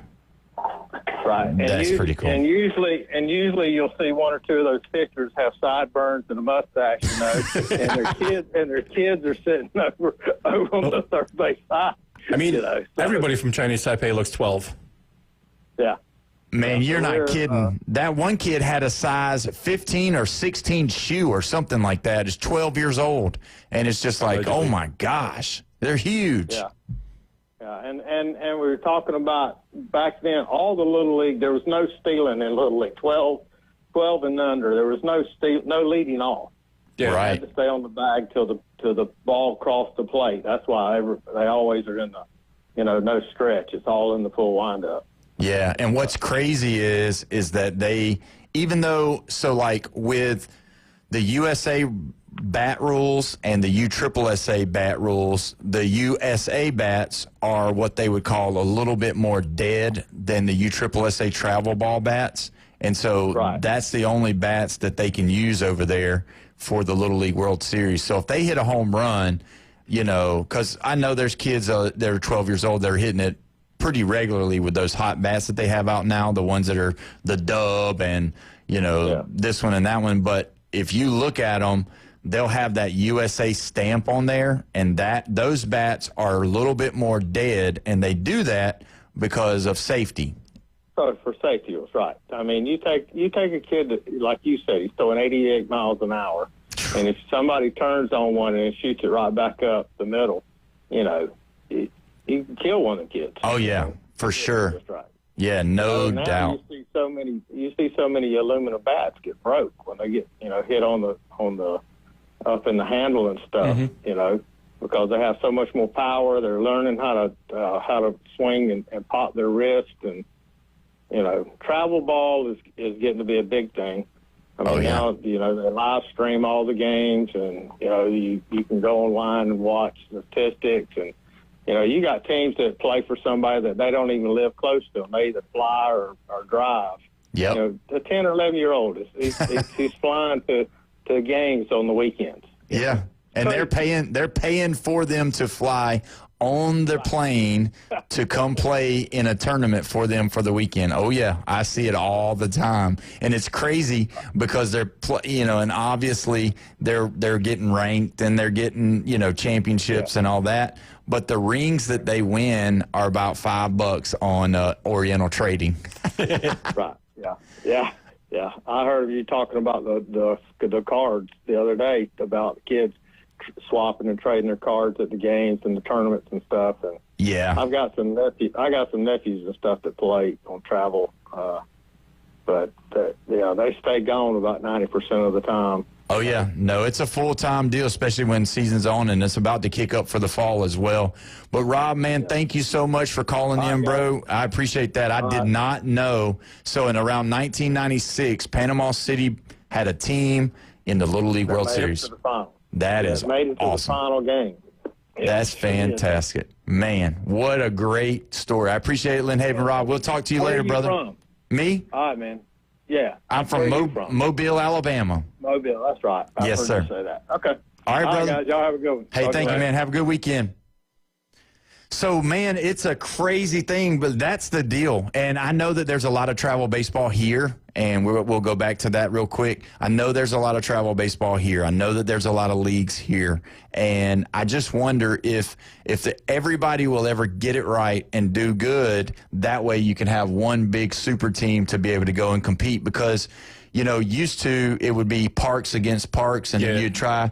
But now it's not like that. You got to have, you got to have your best kids playing together and trying to win that. But again, if you're not playing the Little League Baseball League, whatever, you have to be in the league. That you're not getting to Williamsport. You're going other places. Yeah. I think Panama City has a World Series here. Yeah. Yeah, they do. It's just as cool, but you're not on ESPN. That's true. That's true. Well, we're going to dive into some NFL football news here going on. So tonight we've got the Titans versus the Falcons. Now, I don't know if everybody knows this or not. Jeff, I don't know if you know this or not, but Bone Crusher is a big Atlanta Falcons fan, and I found that out today. He's so pumped about his Falcons. And let's go. Who's your favorite player? Michael Vick. All time? All time. I mean, boy, you have to go to the 98 Falcons. And, of course, Matt Ryan got us back to the Super Bowl. If you were in a Falcons jersey and got us to the Super Bowl, you're in my Hall of Fame. Yeah. Do you think Matt Ryan makes the Hall of Fame one day? No. As an Atlanta Falcon, he'll be in the Atlanta Falcon Hall of Fame. Yeah, he's a ring of honor for Atlanta. Yeah, I mean. Well-deserved, but not a Hall of Fame. Yeah, I don't know. Yeah, maybe if he'd won that game, that Super Bowl game. Yeah, that was a Super Bowl where Brady and them come back, right? I think so. I can't quite remember how that finished out. Yeah, that kind of works out there. Right. Well, let's look at the. Was he MVP that year? I don't remember. No, I don't think so. Let's look at the Titans real quick. Cam Ward. So I'm going to let you guys go first on that. Jeff, what do you think about Cam Ward? Have you gotten to see any of him play any in the preseason yet? No, I haven't. I know he made a statement about, some kind of weird statement I heard. It was like the only people he talks to other than his teammates is his dog and his parents or something like that. There's some kind of weird story came out about Cam Ward about that. It was kind of weird. But anyway, I didn't read the whole thing, but I just read like the byline. I was like, sounds kind of strange. I think that he's not sitting into a better situation than Bryce Young at Carolina because Carolina has more weapons on offense. I'm not sure about the Titans having the weapons for him to try and succeed, especially early on. Yeah, what do you think about him, Chef? I mean, when you look at him, he's the number one pick. I think he's a great story. Coming out of Cardinal Ward, then going to transfer, and then going to transfer again into Miami and leading them. I think it's a great story. I'm kind of cheering for him. I don't think he's got a whole lot of weapons this year, so he better have a deal with like a leave or Advil or something like that because he's going to need some of it. Yeah, well, when you look at it, he's got Calvin Ridley to throw the ball to, and they've connected a couple of times in practices where they've had the joint practices, and then also when they had their first preseason game. So, I mean, Calvin Ridley, I mean, I know he's an Alabama guy, and I'm trying to be, not very partial here, but I think Calvin Ridley is a good wide receiver in the NFL. I don't think he's going to be, wowing you with his statistics or anything like that, but I believe that he's one of those guys that they could probably cook pretty good together. I mean, they get together. He's not a bad wide receiver. He gets open, and I mean, if he gets, if he gets a step long enough though for Calvin Ridley. That's the thing about Calvin Ridley is that he gets hurt. The one thing I can say, Cam Ward going to be upright long enough to find him. That's true. The one thing I would say about Cam Ward, though, as watching and looking and seeing, the other day obviously he's a rookie, but he's not one of these guys that, because we got to look now at these transfer portals. A lot of these guys are staying in college longer, and so they're not little kids anymore. They're not 21-year-olds coming in trying to gather the locker room together. They're grown men. They're 24, 25-year-old grown men coming in and leading, other grown men. There's some of the kids that were already there that are younger than them. And so Cam Ward, to me, especially like watching him play at Miami, he was one of those guys that I felt like he had good leadership. I felt like he had command presence in the pocket. I feel like he knows what he was trying to do. And the thing that kind of stands out to me is that him and Shadur were doing a little practice session together, and they were kind of talking, and Shadur was talking about some of the things that he was talking about. But Cam Ward was like, man, I ain't got time to worry about online. I don't have time to worry about this or that. I'm a football player, and that's what I worry about is football. And so for me, I've kind of pulled him for the guy too, like you said, but because it seems like he's one of those guys that he's wanting to learn the game and do it well.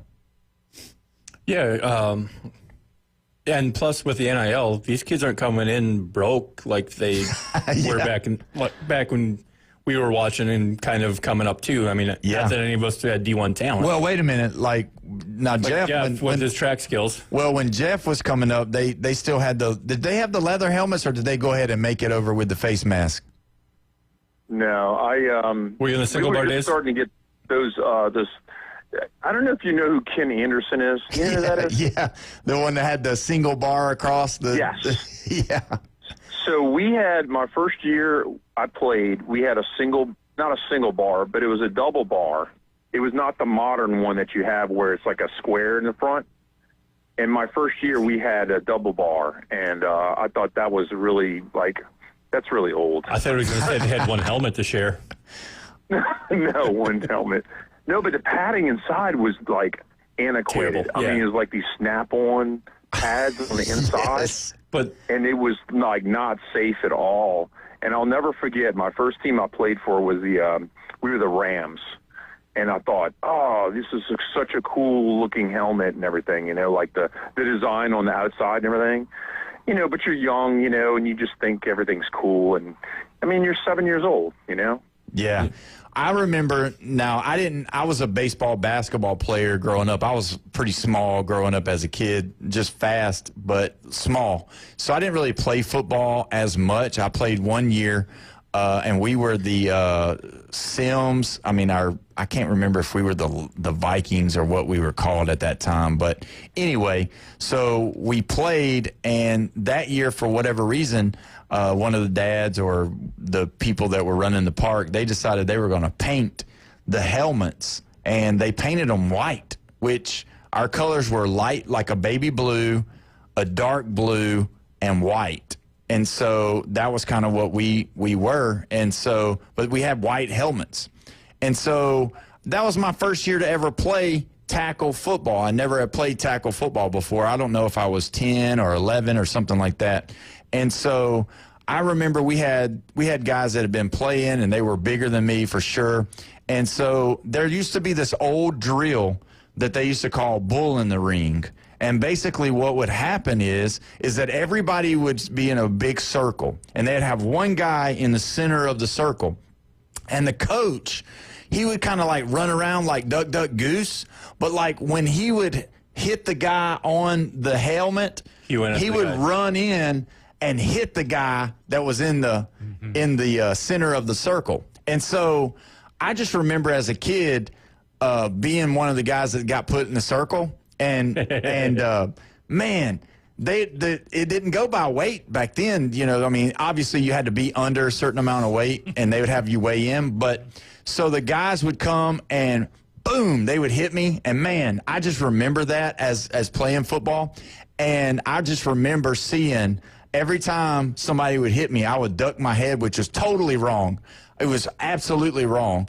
I would start seeing chips of paint flying off my helmet for where they had painted the helmet white. And about that third or fourth guy hit me, I was just like, it was hurting because I was getting hit in the top because I was ducking my head all the way down and the paint was flying. So every time I was hitting somebody, paint would fly. And I just remember telling my dad, I was like, man, I don't ever want to do that again. That wasn't fun to me. And so I didn't play anymore after that, not because of that necessarily, but because baseball and basketball kind of just ran so long and it was always that. But, man, that was a crazy, crazy time of playing Little League football. My hometown was so cheap. Jeff was the Chargers. You had cool helmets. I was on the blue team. Our teams were named after colors. I know that drill that Paul's talking about. We had a similar version. Yeah, it was called something else, though. And I tell you what, the skinny little white kids were meat out there, man. We were getting hammered. Our big guys were just chomping at the bit to put my middle-class ass on my face. Yeah, that was it. Did you ever do that, Jeff, the bull in the ring? Yeah, we did do that. We did all kind of stuff. It was crazy. Hey, look, I got to let y'all go. I'm going to get some Cajun food right now. I just walked into the place. Oh, some Cajun food. Well, make sure you bring us back some beignets. Yeah, bring us back something. Bring us back a souvenir we can show the people on Tuesday when you get back. Get down to Jackson Square for me. All right, man. Have a good trip, Jeff. Thanks, man. See you, buddy. But when you look at Little League football, and then so you see a lot of the guys that share the videos, and they're doing the Oklahoma drill and that kind of stuff. And man, it's pretty violent, and it's one of those things where it's like I know for a fact growing up we had concussions. We had to have them. Now I love the videos where mom gets to tackle the son in the Oklahoma drill. Yeah, I've seen those too. Yeah, my wife got to do that one time. But when we get back from the break, we're going to discuss a little bit more about the NFL. You're listening to 104.3 ESPN Northwest Florida.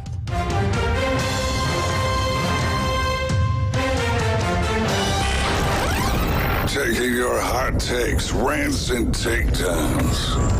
Let's hear it on the Red 7T studio line. 850-215-6290. Have you ever wanted to reach out and smack someone? Sit your ass down and shut up! Call or text the Afternoon Underdogs on 104.3 ESPN Northwest Florida with your rants, hot takes, picks, and takedowns. This is unacceptable at the University of Alabama! This should go 7 games. You've got to have a bad game at some point. The Red 7T studio line, 850-215-6290. ESPN Northwest Florida. Get in the game. Good evening. This is Joanna on ESPN Northwest Florida with your weather forecast on this Friday. Clear tonight with a light breeze out of the west-northwest around 5 miles per hour and temps near 80. Tomorrow morning we will have sunshine and be hot at 88. A chance of thunderstorms and very light rain in the afternoon, evening, and a high 91. Some sun in the morning followed by likely thunderstorms Sunday with a temp of 88. This forecast is brought to you by Ellis Agency Insurance. Thank you for listening to ESPN Northwest Florida. Rely on it. Don't just stand there. Everything you need to turn $1 into an epic win is in your hand. Hard Rock Bet. Bet it, parlay it, boost it, however you want to do it. From wherever you are to the moon.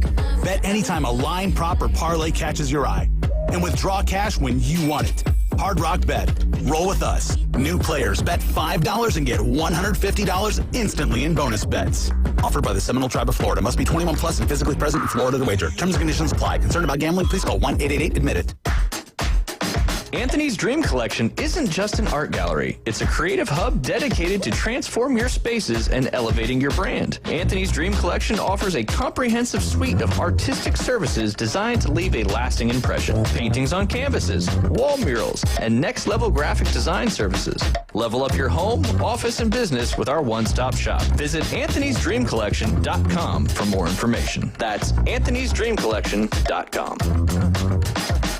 If you build it, they will come. We're live from the CBC Construction Studios. Now back to the Afternoon Underdogs. This 53-man roster is stupid. Where it's halftime all the time. Raise the rosters, you cheapskate owners, and get that done now. The Afternoon Underdogs. ESPN Northwest Florida. Welcome back. You're listening to the Afternoon Underdogs with Paul Wilson here at 104.3 ESPN Northwest Florida. Don't forget to call in, text the Red 70s phone line, 850-215-6290. We've got some people talking on the Facebook. Want to read that a little bit.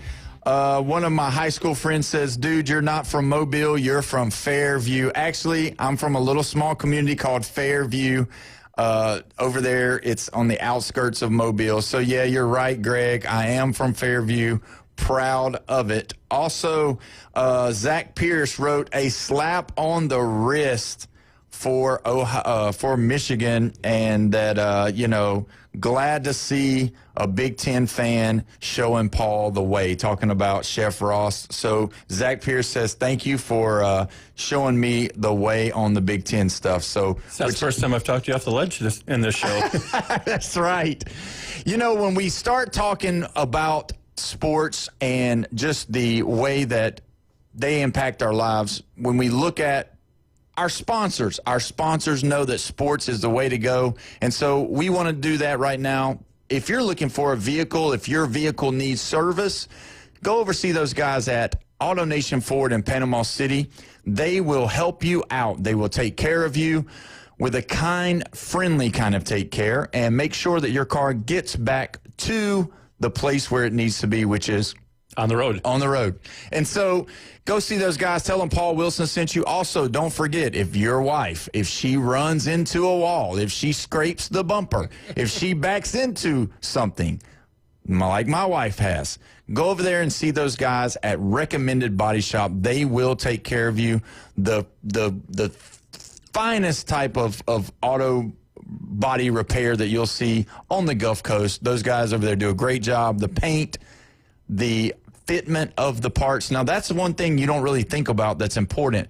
But when you don't just get a bumper and just put it on. I mean, you got to fit it right. You got to make sure that crease is right because there's lines on your vehicle. Nothing worse than having an off fitment part, and when it rains, water starts leaking, and the next thing you know, you got rust after that. So go over there and see those guys at Recommended Body Shop. They'll take care of you. Also, tell them Paul sent you, and I think they might give you a little bit of a discount. And there's sensors, too. So if your sensors are off, yeah, that's a big deal. Moving. Yeah, that's a big deal. So go over there and check those guys out. They'll help you out. Let's get back into it. We got the good old Titans versus the Falcons, and I'm talking about Cam Ward. I think Cam Ward is underrated. I think he's going to be one of those guys that's going to do some big things in the NFL this year if he can stay healthy, if he can stay on his, like you said, not on his back. And that's the thing that I believe that everybody is wanting to see, whether or not he's going to be able to, command that. Because Will Levis last year,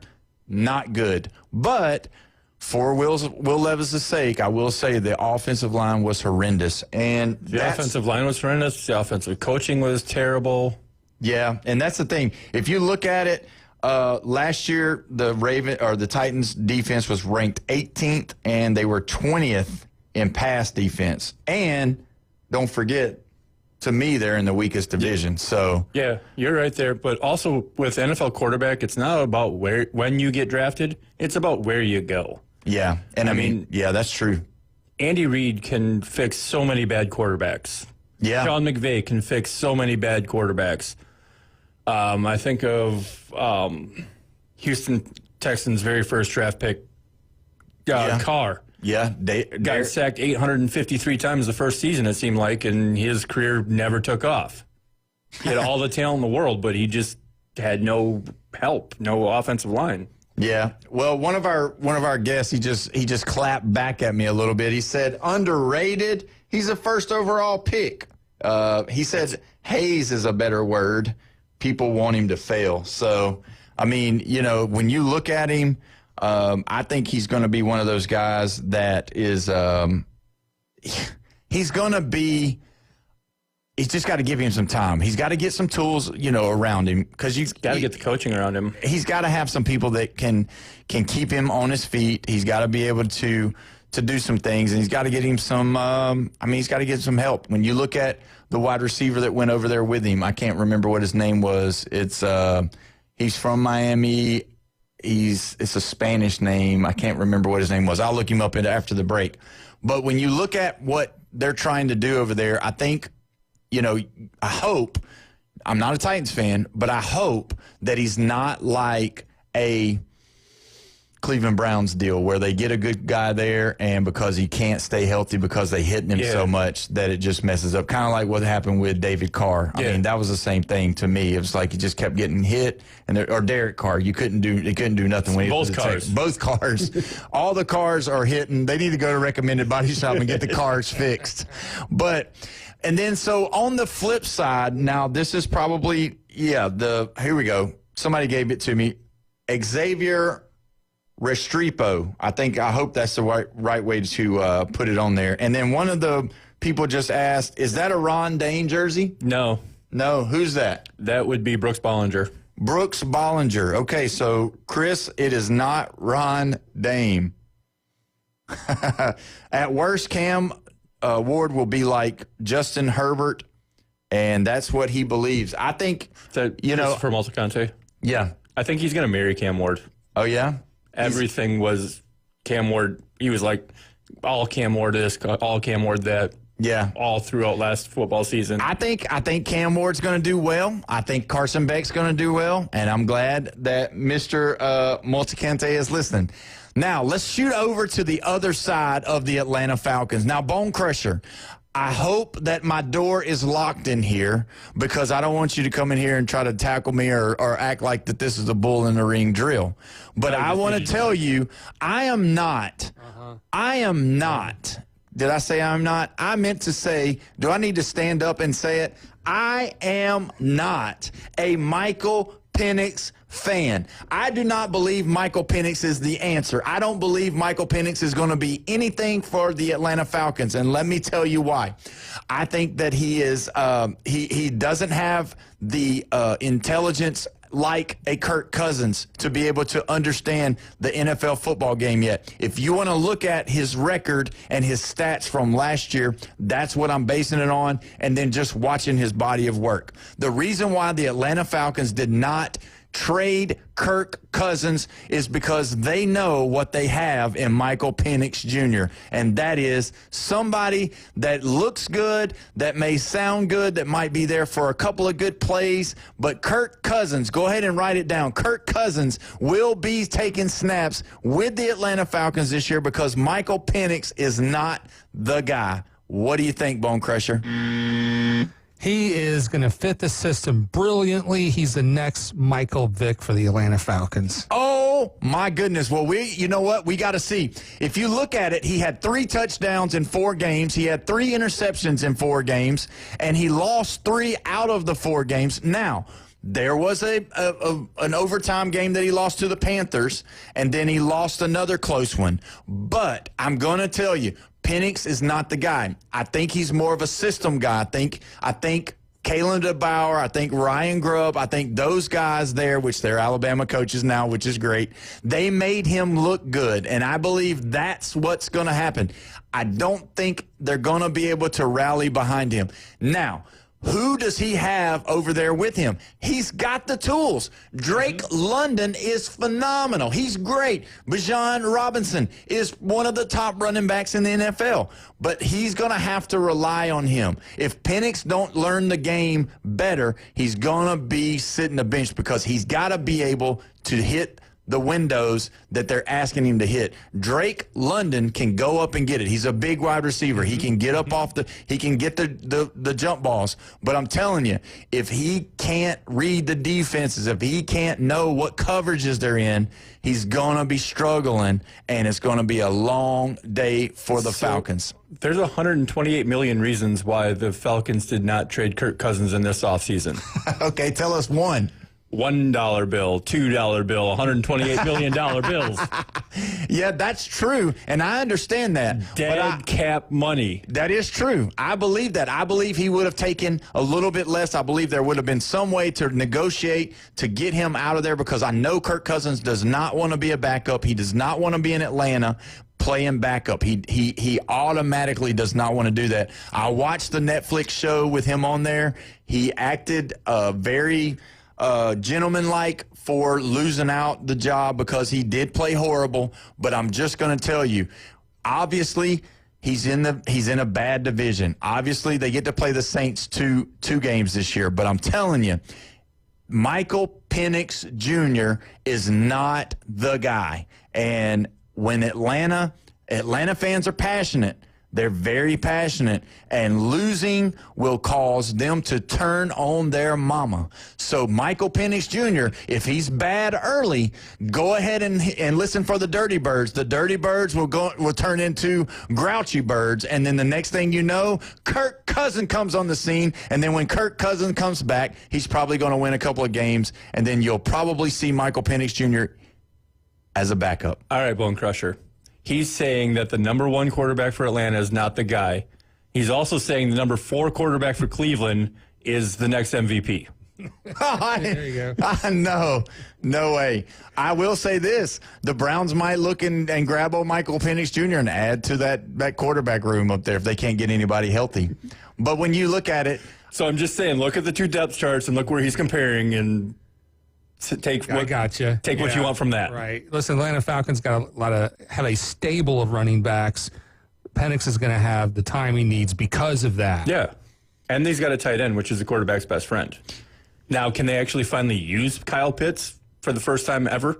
I hope so. Well, and that's the thing. Kyle Pitts wasn't healthy most of the time for Kirk Cousins, which hurt him, I believe. I believe in the long scheme of things, I believe that was a big deal for him. Kirk Cousins is only good at 12 o'clock on Sunday. If he's in a primetime game, he's below average. Yeah, I love the idea of having him on the bench. I know he doesn't want to be on the bench, but having those 2 quarterbacks there, that gives me extra confidence that no matter what happens in the season, we're going to be able to reload and respond. He's going to be a good teacher. Well, we'll see. I don't think he's going to take the teaching. I don't think he'll take the teacher mantle. I believe he'll help. I believe he'll do what's best for the team because I believe he's a good guy. Yeah. I mean, I think he's like an actual good guy, good person. Obviously, he's the richest person in the NFL holding a clipboard, which is pretty cool. I mean, you don't have anybody chasing you. All you have to do is look at what they're telling you, what the defense is showing you, because that's the backup's job. That's what he's supposed to do. When that starting quarterback comes off the field, he's supposed to be the one to say, hey, they were in cover 2. They're rolling down their safety. You got coverage over on the right side. Look to that far side. You might have him open on the corner there.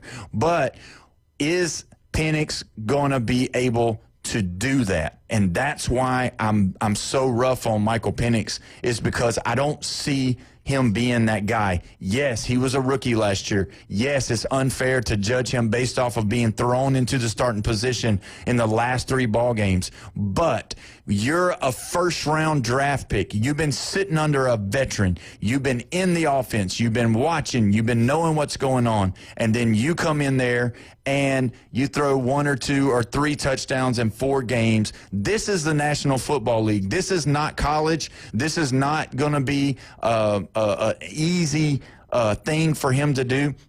And so with that, does he have arm talent? Absolutely. Is he a good athlete? Absolutely. But is he going to be the guy that takes the Atlanta Falcons to the next level? I don't think Kirk so. Cousins. I don't think so either, but I believe you'll win ball games because of Kirk Cousins, and then you'll lose ball games with Kirk Cousins.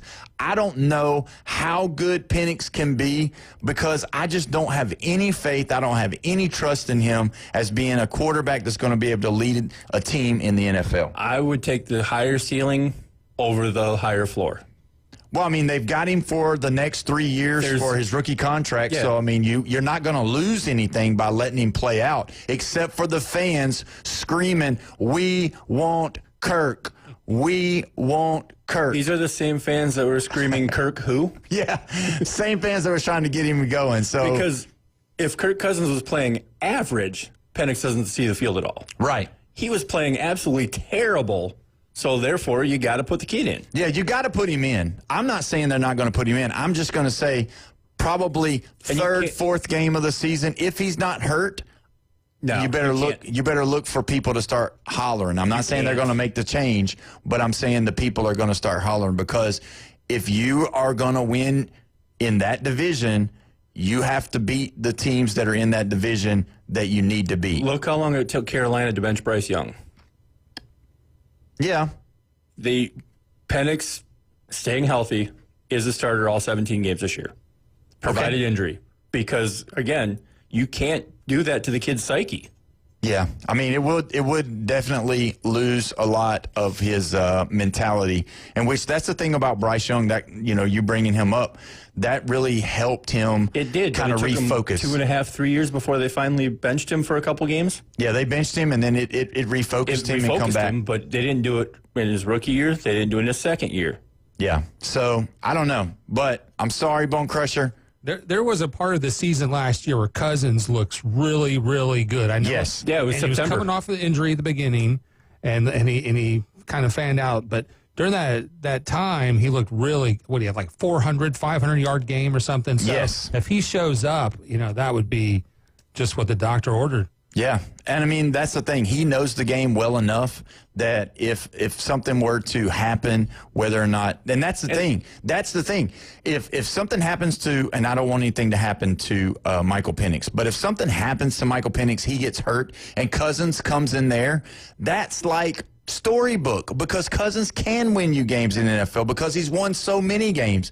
Now, whether he's going to take them to the playoffs, I'm not even saying that. But what I am saying is will Kirk Cousins allow them to win ball games if he comes in? Absolutely. And I believe the people there and the people in charge know that what they've got in a backup quarterback with Kirk Cousins is going to be able to win games, and they won't skip a beat when they do, if they do lose. I do want to say for the record, I am not a Kirk Cousins hater. I loved Kirk Cousins coming out of Washington. Yes, he went to that evil purple team, but I still kind of cheered for him then. But, well, and that's the thing. I mean, you know, one thing you can say about Kirk Cousins is that everywhere that he's went, he's given them the opportunity to win. Yes, he's done had some really bad mistakes and had some really bad games, but all of those games in primetime. Yeah, it's kind of rough. But when we come back, we're going to discuss the other game of the night. Is Patrick Mahomes playing? You'll find out on 104.3 ESPN, Northwest Florida.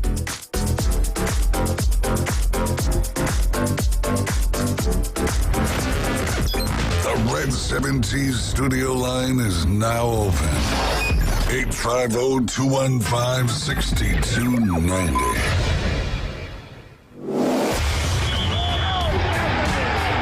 The game going with ESPN Northwest Florida. Just because you get out of the car doesn't mean the Sports Talk and Line play-by-play have to end. Just say, hey, Alexa, open ESPN Northwest Florida. From Michigan Avenue to the man cave, from the car to the kitchen, we've got you covered. Keep the game going. Hey, Alexa, open ESPN Northwest Florida. Your NFL and college football headquarters is Dak Cajun Place. With 27 TVs, you won't miss a play or a game. Score 50-cent wings during live games every Monday, Thursday, Saturday, and Sunday. 50-cent wings and $5 pitchers during live games only at Dak Cajun Place. LSU and Saints fans, wear your team colors and get free Jell-O shots when LSU or the Saints score. Plus brunch on Saturday and Sunday from 10 to 2 with $3 mimosas.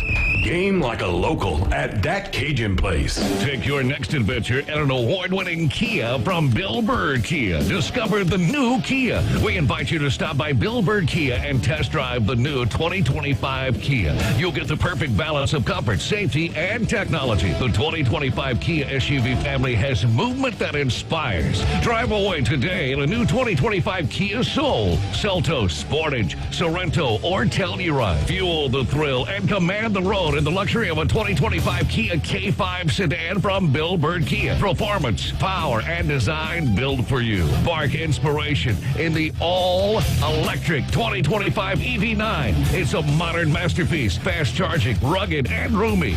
Bill Bird Kia is the original home for the 20-year, 200,000-mile warranty. Stop by 2435 East 15th Street, Panama City, or anytime at BillBirdKia.PanamaCity.com. We'll treat you like family and give you the peace of mind you can trust. Your local community dealer is Bill Bird Kia.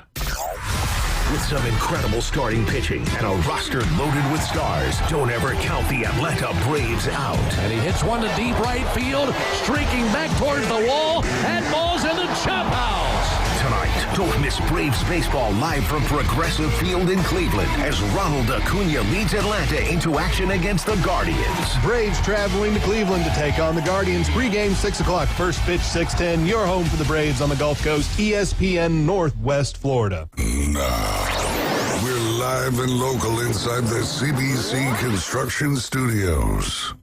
It's not the size of the dog in the fight.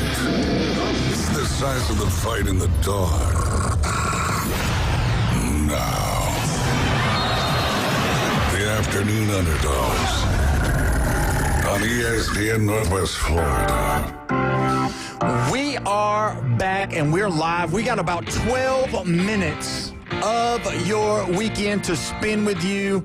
We appreciate you so much listening here at 104.3 ESPN Northwest Florida. Don't forget to go out and check out some of the Jamboree High School football games tonight. Some of the local guys, all of the local guys, are rolling around tonight. Don't forget to go out there and watch your favorite team. And on Monday, I will hopefully get some people to call in and give us some updates on what's going on in the high school realm. We got some high school coaches coming in next week, and this will be your place to be able to know what's going on with our high school football here in Bay County. Also, don't forget, we're giving away tickets to every single Jackson Jaguar game this year. You want to see Sunshine? You want to see Travis Hunter play offense and defense? Stay tuned to that. We will have those tickets. It's going to be fun down in Duval. Did you see that Travis Hunter's injured? He is. He's fine, though. He's going to be okay. He's going to be back for the season. He's going to be just fine. I believe it was just something. I don't think he wants to play anymore. I think they want to give him some rest, take that little time away. I still don't think he should play both ways. Yeah, he played 10 snaps the first game on offense and 8 snaps on defense, and it's going to be tough. I don't think he's going to be in. He might do the same amount of 25, 35 snaps. A kid needs to make a business decision and pick a side. Yeah, well, we'll see. But what do I know? Yeah, I mean, even like Dion, he didn't do like a lot of offense. No. He had like 5-6 plays. Yeah, and that might be something going forward. Once every 4 games, the ball was actually thrown to Dion. Right. And so once every so often, do something like that. That'd be all right if he wants to do it. But it's exciting, and it is definitely newsworthy to see him out there playing both sides of the ball. Now, the Kansas City Chiefs, the reigning loser of the Super Bowl, they will be playing tonight against the Seattle Seahawks. And to everybody's expectation, the Kansas City Chiefs will not be playing their starters. Andy Reid says absolutely not. Patrick Mahomes got in the first game, played the first series, threw a touchdown, and that was all he needed to see for their starters. So that's a good thing. The Carson Wentz show. So Carson Wentz, is that who's got his backup still? Yeah. Okay, so Carson Wentz is going to be playing backup tonight. Now, the other side of the ball is really what I wanted to focus on because they're playing the Seattle Seahawks. Now, you know who the quarterback is for the Seattle Seahawks, right? Yeah. Sam Darnold. He's the starter. He will not be starting tonight. They're going to hold him out. But I don't know if you knew this or not. Who's the second guy? Is it Wilson? It is not. It is Drew Lock. He is number 2. And number 3 is a guy that you might have heard of, Jalen Milroe from the University of Alabama. The thing about this game tonight is a very crucial game. And you say why? You want to say why, Paul? Why, Paul? The reason why this is a crucial game is because Jalen Milroe needs to show the Seattle Seahawks his worth. He needs to let them see what he can do. Everybody knows how fast he is and how great of an athlete he is, but he needs to show them that he can throw the dink and the dunks. He needs to show that he can throw the slants. He needs to show that he can throw the deep ball. He also needs to show that he's not going to take the sacks. He also needs to show that he can throw the ball away, and he also needs to show some electricity because those fans in Seattle, they want to see electricity, and Jalen Milroe actually has that electricity. Now, it's a little bit of one of those things where I believe that they need to, if he can go out there tonight and in the remainder of this preseason season show that he's able to be a guy that they can put in and have special packages in for, not just to run the ball, but to also throw the ball as well, so that the defenses think, oh, well, he's coming in, so now they're going to run it, so they're going to stack the box. But if he can show them, if he can show this coaching staff that they can trust him in some of the plays that they have lined up for him, I believe Jalen can make a niche for himself while he's learning this NFL game, because Jalen Milroe, as he sits right now, is not an NFL starting quarterback. Correct. And he's not a Cordell Stewart either, who's going to transition into wide receiver. Right. No, he's going to play quarterback. If he was going to do anything outside of that, I could see him being like one day coming out and saying, I'll maybe come in and play a running back or something kind of something most like that. recent was the former Ohio State quarterback. I can't remember his name, but he played wide receiver for the Browns. Yeah. And so with him coming in. You're also not going to carry 3 quarterbacks on your active roster. No, you're not. So that's the thing. Drew Lock is a very good backup. But he looked very bad against the Raiders. Like, he looks very bad every time he starts. Extremely bad. Yeah. He looked really bad. He threw interceptions. He was really careless with the football. And so I don't know. I think Jalen has the opportunity, and that's the biggest thing for me. If Jalen can go in and have great games in this preseason and just show that he can be smart with the ball, he can know when to throw it away, like I said earlier. He can know how to get out of trouble and make some exciting plays. I think he can make a place for himself, because you know as well as I do, what Sam Darnold are you going to get?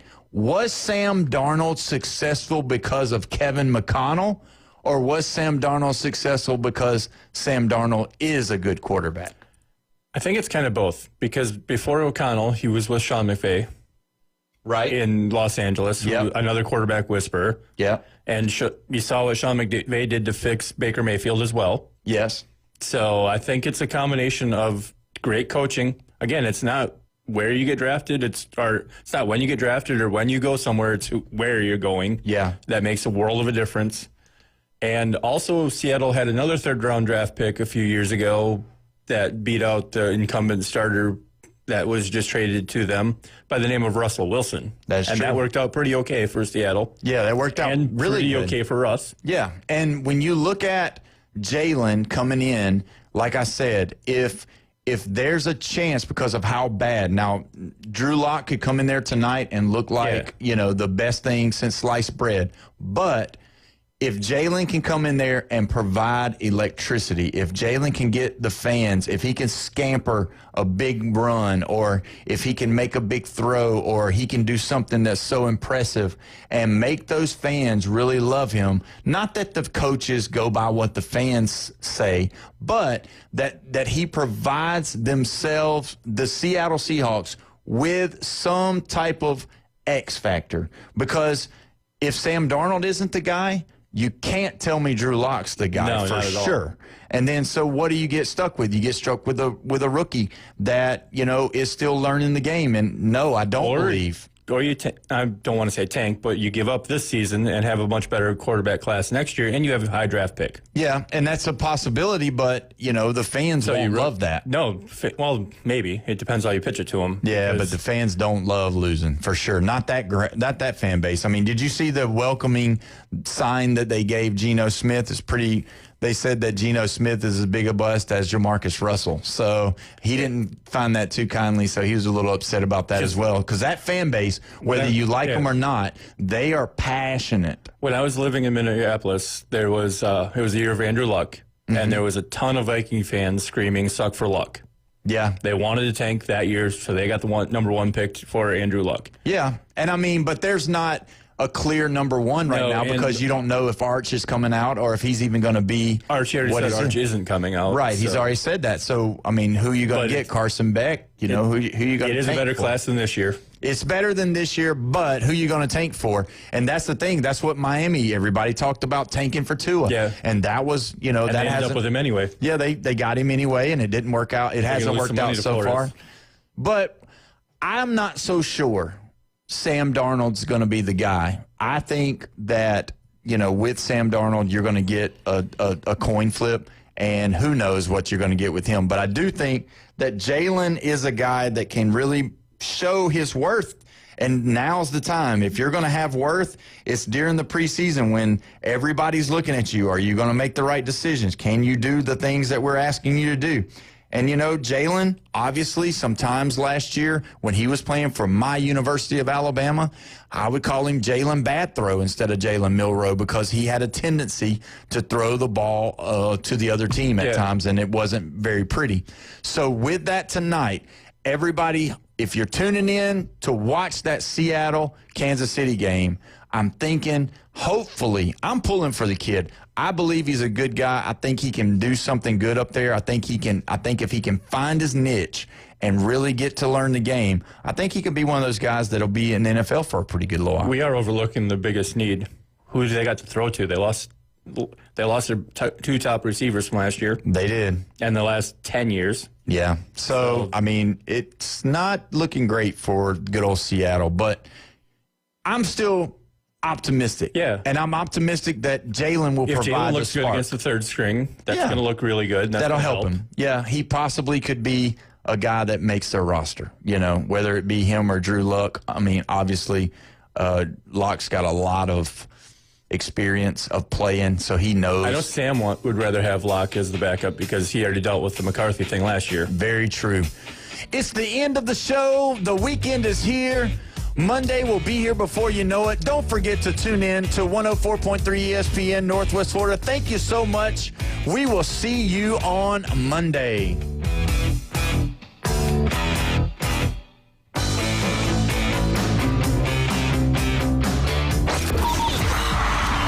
read the headlines. You've seen the highlights. Highway robbery! But how about the unfiltered truth? Steroid era.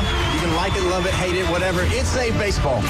Since 2017, 104.3 ESPN Northwest Florida has been the undisputed leader for sports coverage on the Panhandle. If it matters in sports, it matters to us, and it matters to you.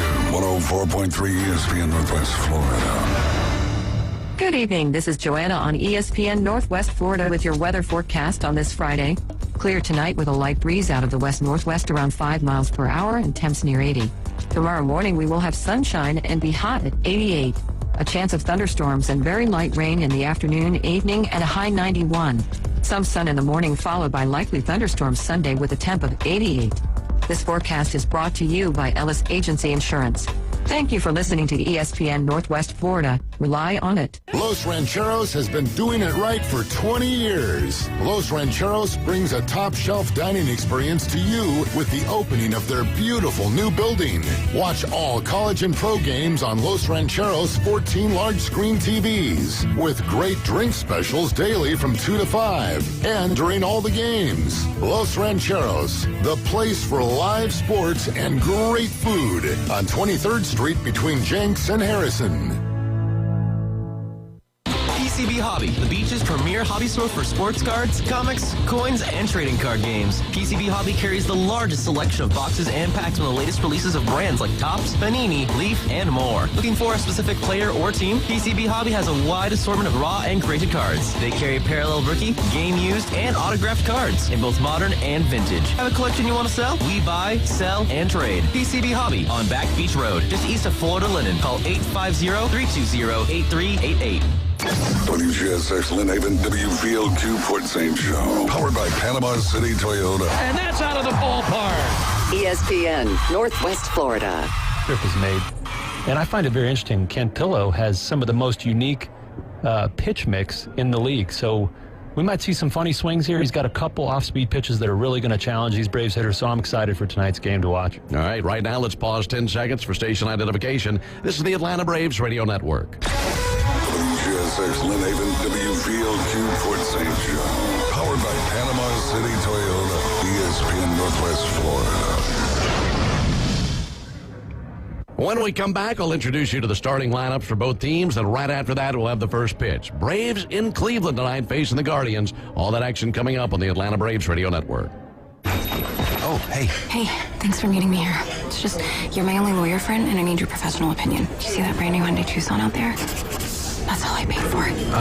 Let me get back to you on that. Deal's so right, it almost feels wrong at the Hyundai Getaway Sales Event. Lease a Hyundai Tucson for $259 a month or get 2.99% APR or $1,750 bonus cash.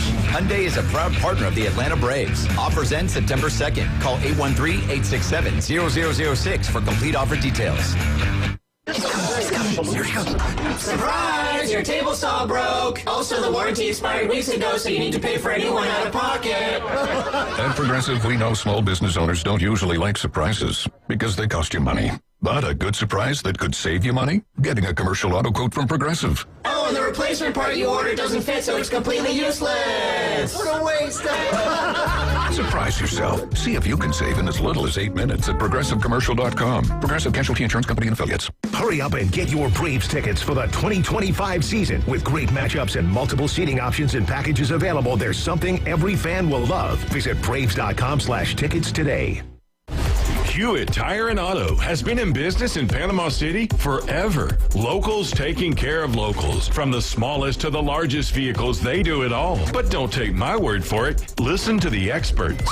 Hewitt Tire and Auto, your certified AAA service center and hometown towing. Visit them online at HewittTire.com on Airport Road in Panama City. 850-769-7323. Hewitt Tire and Auto Center and hometown towing.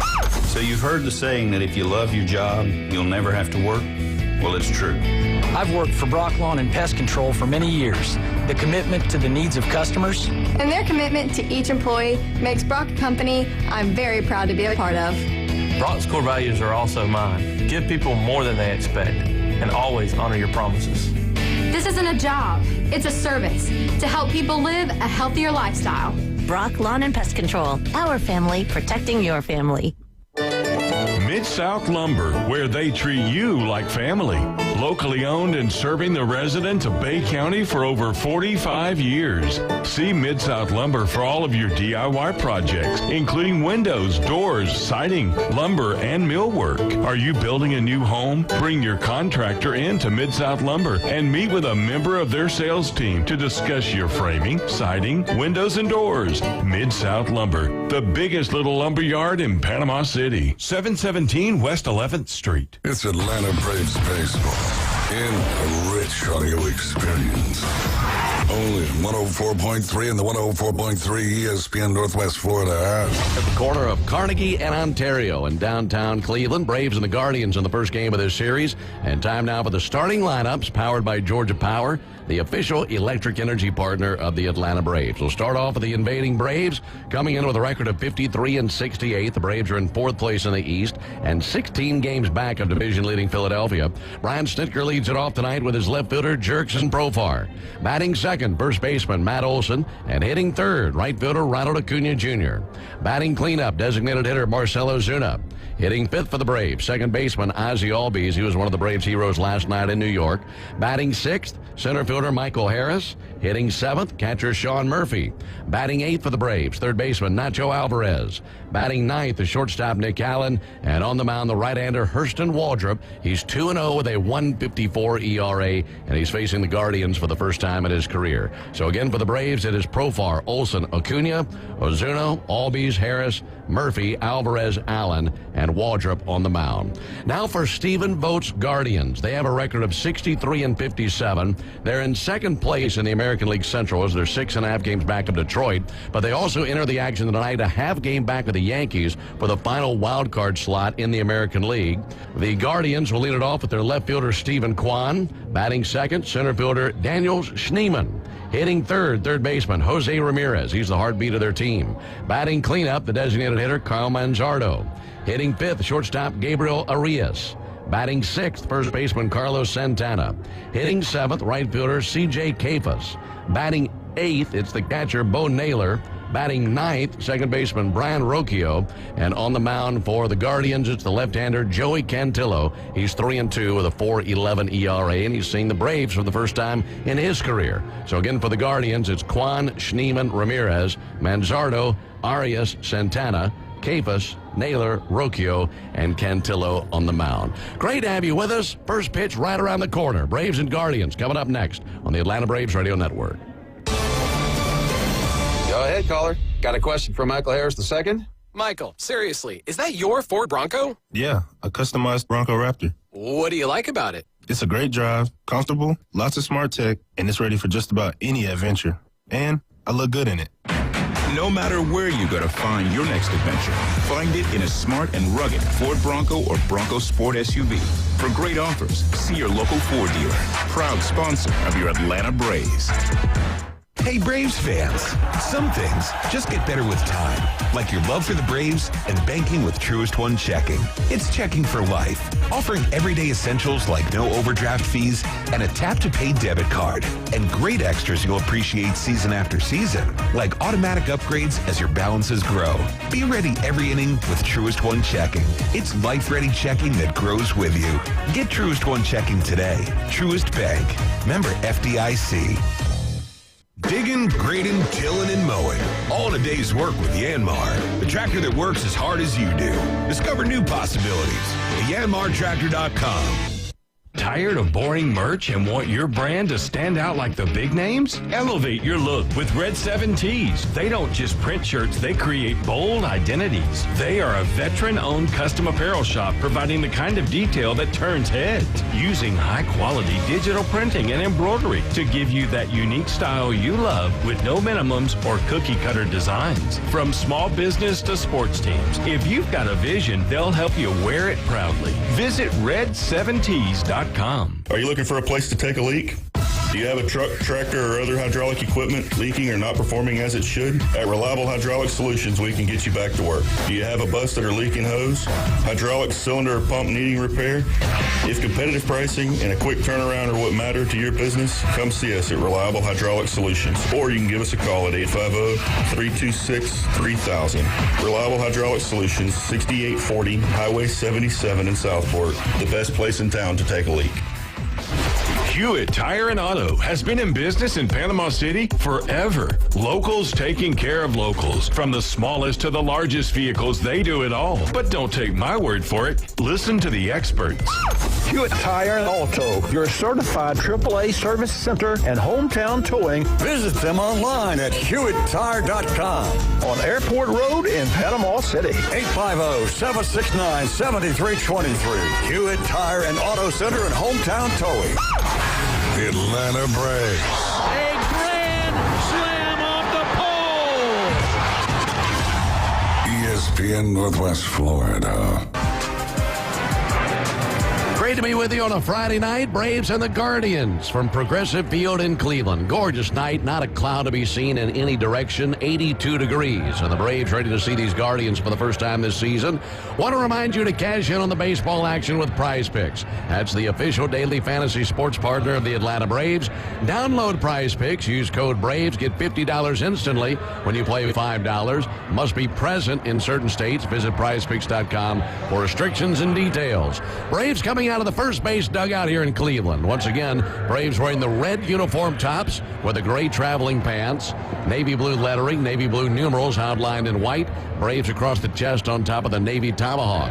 Meanwhile, the Guardians are wearing their City Connect uniforms, navy blue tops, white pants with white lettering, white numerals, and the abbreviation for the city across the chest of the uniform, CLE in gigantic letters across their navy uniforms. Tire Discounters Round Tripper Home Run Promotion offers Braves fans a next-day instant savings on sets of select tires, plus a free alignment and a free oil change. The more homers the Braves hit, the bigger the deals at Tire Discounters. Learn more at braves.tirediscounters.com. Behind the plate going balls and strikes is Charlie Ramos. First base umpire is Alfonso Marquez. Second base umpire is Willie Traynor, and the third base umpire is Carlos Torres. Here's the leather for Cleveland. Carlos Santana at first base. Brian Rocchio is at second base. Gabriel Arias is the shortstop. Jose Ramirez is at third base. In the outfield for the Guardians, Stephen Kwan in left. Daniel Schneemann patrols center. C.J. Kafus is in right field. The catcher is Bo Naylor. And on the mound, the left-hander, Joey Cantillo. 6'4", 225 pounds. He is from Hawaii. And the 25-year-old seeing the Braves for the first time in his career. Profar climbs in. He's ready. So is his southpaw Cantillo. Game 1 in the series. And now for the ball game. The first pitch popped up. Third baseman Jose Ramirez in on the grass next to the mound. Makes the catch in 1 pitch, 1 down. Time of the first pitch starting right on time at 7:10 Eastern and 6:10 Central. 82 degrees here in Cleveland. Little breeze swirling around the ballpark. Time of the first pitch brought to you by Schumann Farms. Look for Real Sweet Brand Vidalia onions from Schumann Farms in a store near you. So 1 down for Matt Olson. Getting his first cuts at Joey Cantillo. Lefty fires, and there's a called strike on Olson. And I know, Darren, you've been studying Cantillo, and what are the things that stand out about him? It's a very unusual presentation, something I haven't really seen before. Let's start with the fastball. It's a four-seamer, low 90s, 90, 91. 0-1 pitch. Olson swings and misses. 0-2. And nothing about that pitch really jumps off the page, but that is certainly rare in his arsenal. His best off-speed pitch is a changeup, which is a very unusual changeup because it's almost the same shape as his fastball. So we call that a straight change. You just don't see many of those anymore. But he's got a 50% whiff rate, which is sky high. It's really good. 0-2 to Olson, and he missed upstairs. And the unusual thing about his changeup is that it's a straight changeup, but it's only 78. So that's 13 miles an hour off his fastball. It's really hard to pick out the difference in those two as his batter in the box. 1-2 pitch. And he missed a little bit low with the fastball. Well, at this point, Olson has seen a pretty good mix of fastballs and sliders in this trip to the plate. Waiting on the 2-2 pitch. No score in the top of the first inning. Olson takes the ball low and outside, missed with a changeup. And then the other off-speed pitch is a curveball that breaks 5.5 feet on its way to the plate. That's almost 9 inches more than average. So a big old bender these Braves are going to have to stay way back on. 3-2. And Olson takes ball 4 outside. Missed with a slider. So threw him a 3-2 slider. And the Braves have a 1-out walk. That brings Ronald Acuna to the plate. Good to see number 13 climbing in for the first time in a while.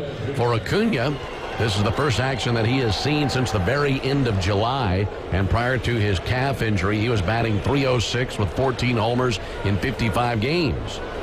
And back in there. First pitch on the way to Acuna. He swings and misses at a first pitch fastball. Well, Ronald certainly has a flair for the dramatic. So if he does something big right here, it'd be right on par with what we're used to seeing out of Ronald. 0-1 pitch. And Cantillo missed a little bit high with a changeup. Of course, you remember Ronald in his first at bat this season, coming back from last year's knee injury. With his first swing, he hit one about 6 miles over the left field wall in Atlanta. 1-1 pitch. There's a ball low and outside. Missed with a changeup. 2 balls and a strike. It's one bat, Darren, but, man, it makes such a big impact on this lineup, doesn't it? Yeah, absolutely. And we talked about this Braves lineup doing some pretty good work lately, putting a lot of crooked numbers on the scoreboard. And if Ronald can get back into that shape he was in before he got injured, man, look out. 2-1 from the lefty. And he swings and misses at a slider. Count even. 2 balls and 2 strikes. Yeah, the Braves elected not to do any rehab games with him in the minor leagues, so it might take him a couple days, but considering it's Ronald, yeah, he might just hit 2 homers tonight. You never know. Waiting on the 2-2. Here it comes. And he missed a little bit high with a changeup. That was a borderline pitch. Could have gone either way. This time it goes Ronald's way. So the count runs full. He just walked Olson. So runner at first base, 1 down. No score for now. 3-2. Ronald swings and misses at a changeup low and away. Had a lot of tailing action on that thing. Yeah, I just can't recall seeing a changeup that moves quite like that. He's even using it up in the zone because it looks so much like his fastball. So that's something these Braves hitters just don't see much of, is changeups up in the zone. And when Cantillo has his good changeup, he can be a problem. So 2 down, runner at first base. No score for Marcell Ozuna. Ozuna has 5 homers in his last 7 games. Takes a slider low, 1 ball and no strikes. This lefty Cantillo is 3-2 on the season with a 4.11 ERA. He's set right at the letters. And a 1-0 pitch. Ozuna takes a ball low. Cantillo, big lefty, 6'4", 225 from Kailua, Hawaii. And again, 25 years old. This is his 29th appearance this season and his 8th appearance as a starter. 2-0 pitch. Ozuna swings and fouls one back. Guardians moved Cantillo into the rotation on July 3rd, and since then he's gone 2-2 with a .436 ERA over 7 starts. He's coming off a win against the White Sox in his last start. That was on the 9th, where he pitched into the 6th inning, went 5 2/3, gave up just 1 run. 2-1 pitch and a strike on the inside corner. Got a fastball over, and the count level now 2-2 on Ozuna. For Cantillo, the 5 2/3 he pitched versus the White Sox is the deepest he's gone into a game this year. Ready with his 2-2 offering. And the lefty spins it up there. And Ozuna takes a called 3rd strike. That time a curveball down the middle. Locked up Marcel. And that ends the top of the 1st inning. No runs, no hits, no errors, and a man left. We head to the bottom of the 1st inning. Braves nothing, and the Guardians coming up when we come back. Welcome to Dugout Radio, the undisputed home of Boomtown Baseball. The Wi-Fi is booming with Xfinity, baby. Our next caller is Stacy. How do you stay locked in on every pitch and play? We stream it all live on Xfinity Internet with low lag, 99.99% network reliability, and speeds faster than a base runner beating the throw to home plate. I stream on my TV, tablets, even my smart fridge. Smart fridge? With all those games, we gotta refuel. Stream live baseball with Wi-Fi built for the biggest moments. Xfinity. Restrictions apply. Actual speeds vary, not guaranteed. Spoiler alert. A 2-word warning that we're about to ruin the end. But sometimes, spoilers can be worthwhile. And so, we designed the Lexus NX to reveal many things. Like taking the mystery out of how close you are between parking space lines. Or the time you'll arrive at your dinner reservation. Technology designed to remove surprise endings. It's just a better story that way. Experience amazing at your Lexus dealer. The Doubletree Suites by Hilton at the Battery Atlanta, a preferred hotel of the Atlanta Braves, is conveniently located within walking distance to the Atlanta Braves Stadium, along with the numerous restaurants, shopping, and entertainment options. The Doubletree Suites at the Battery Atlanta provides spacious 2-room guest suites, a full-service restaurant, and 5,500 square feet of flexible event space for your next event. Stop by and pregame in our on-site Game Changer Sports Lounge and Grill, and don't forget to sweeten your stay with our signature Doubletree chocolate chip cookie. Book your next stay at the Doubletree Suites by Hilton at the Battery Atlanta. They're all the luck you need. Win up to $2 million with the Lucky 7 Scratchers from the Georgia Lottery. Today could be the day.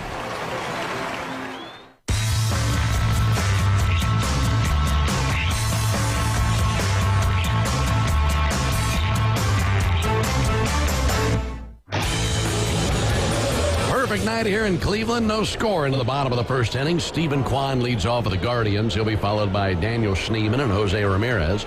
And the first bullet fired here in the bottom of the 1st inning from Hurston Waldrop is a called strike. Waldrop, the right-hander from Thomasville, Georgia, 23 years old, 6'2", 210. And this righty out of the University of Florida in his 2nd season in the big leagues. Here's the 0-1 pitch. Kwan takes a ball a little bit low and outside. 1 ball and 1 strike. And for Waldrop, if you looked at his arsenal from a year ago and compared it to what we've seen this season, look a little bit different. Look a little bit more diverse. Here's the 1-1. And he missed a little bit up and in. 2 balls and a strike on Kwan. And what he's done, Darren, he's really been able to deepen the arsenal and a much better fastball situation altogether for Waldrop. Yeah, it just gives him more options. Added a couple this year. Here's the 2-1 pitch. Nothing wrong with that. That time got a fastball over for a strike. Yeah, we got our first look at Waldrop last year. It was just a four-seam fastball. And in this offseason, he wanted to get better. Results weren't what he expected, so he added a sinker and a cutter to the mix. 2-2 to Kwan. Line drive up the middle, and that'll be taken on 1 bounce by Allen. Triggers quickly to first base in time for the out. Magic trick time once again for Nick Allen. That was out back of second base. He ranged hard to his left, in fact, to the right side of the infield. Played it on the bounce, and Darren, he got rid of it so quickly, and he had to make that play. He sure did, Ben. The thing that popped into my mind was hot potato. You know, he knew he didn't have time to set up and make a power throw, so he went for speed and just got up there to Matt perfectly to get the speedy Kwan. Lots of range for that shortstop. There's a ball outside to Daniel Schneemann. No score, bottom of the 1st inning. Schneemann, a .229 hitter, 10 homers this year. Left-handed stick and the 1-0 pitch. That's taken for a called strike. So So with that four-seam last year that Waldrop was throwing, didn't have great command. And so with the sinker and the cutter, the movement on those two pitches compared to the four-seam will give him a much larger margin for error. 1-1, missed outside with a sinker. And as a result, these first two starts of this season, we've seen him in the strike zone a lot more, much more aggressive in the strike zone with those fastballs, and that's really opened everything up for him. Offering on the way, and a big chopper out to first base. Gloved by Olsen, no problem for him. Steps on the bag for the out and 2 down. Well, if you think about his arsenal as a ring, a piece of jewelry, it's all part of the ring, but the jewel on top is still that splitter, isn't it? Yeah, it is. It's I call it a unicorn pitch. It's just such a unique pitch. Such low spin, giving it very unpredictable movement, but also high velocity, so the hitters can't tell that big of a difference. It's what, as you mentioned, the rest of the pitches revolve around. Here's Jose Ramirez, face of the franchise. There's a ball low and inside. Jose Ramirez, one of the best players in the league. A .298 hitter this year, 25 homers, 65 runs batted in. And he swings and misses at a splitter. He'll have to readjust the batting glove. So you think about the career for Ramirez, and by the time it's all said and done, he'll be one of the greats in franchise history here. 1 ball and 1 strike. Here's the pitch on the way from Waldrop. And he misses high. 2 balls and a strike. Jose Ramirez, 32 years old. He's top 10 in franchise history in so many different departments and statistics. 2-1 pitch, check swing, fouled it off. 2 balls, 2 strikes. Hey, Atlanta, it's the little things we do together that can make a big difference. Atlanta area Chick-fil-A restaurants are teaming up with the Atlanta Braves Foundation on the Home Plate Project to help fight food insecurity for families in need. Show your support by visiting braves.com/homeplate to learn more about food distributions in your area. Here's the 2-2 pitch. Comebacker out towards second, gobbled up by Nick Allen, slings it across for the out. They get Ramirez, and down go the Guardians. 1-2-3. Off to a good start. We head to the top of the second. No score in Cleveland. PCB Hobby, the beach's premier hobby store for sports cards, comics, coins, and trading card games. PCB Hobby carries the largest selection of boxes and packs from the latest releases of brands like Topps, Panini, Leaf, and more. Looking for a specific player or team? PCB Hobby has a wide assortment of raw and graded cards. They carry parallel rookie, game used, and autographed cards in both modern and vintage. Have a collection you want to sell? We buy, sell, and trade. PCB Hobby on Back Beach Road, just east of Florida Linen. Call 850-320-8388. CBC Construction is looking for a few good men. At CBC Construction, our greatest strength lies within our talented team. Join us and be a part of a dynamic company that values its people. We offer a tremendous opportunity to create a future for your family and the Florida Panhandle. CBC Construction is now hiring. Call us at 850-740-3815 or visit cbcconstruction.com to learn more. CBC Construction. Be part of a winning team. Are you looking for a place to take a leak? Do you have a truck, tractor, or other hydraulic equipment leaking or not performing as it should? At Reliable Hydraulic Solutions, we can get you back to work. Do you have a busted or leaking hose? We can typically replace them while you wait. Hydraulic cylinder or pump needing repair? In many cases, we can have it back to you the next day. Reliable Hydraulic Solutions, 6840 Highway 77 in Southport, just south of Tractor Supply. The best place in town to take a leak. Chop on, Braves fans. Since 2017, your home for the Atlanta Braves and the Gulf Coast. ESPN Northwest Florida.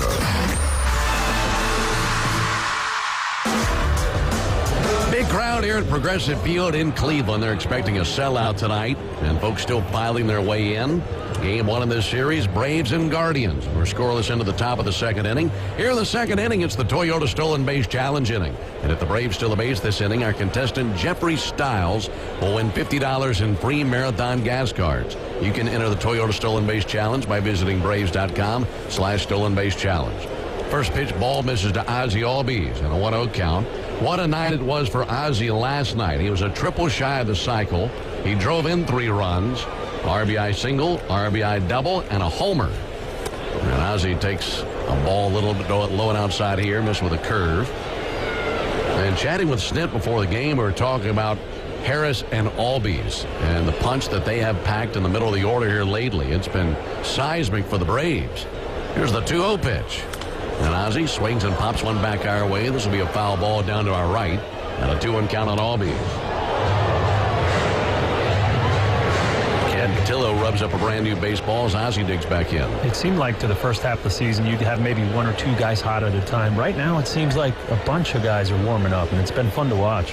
Here's the 2-1 pitch, and Ozzie clubs one into left field, a base hit. He's off to a good start again. That time got a fastball and barreled it just over the infield, and that humpback liner is the first hit of the game for the Braves.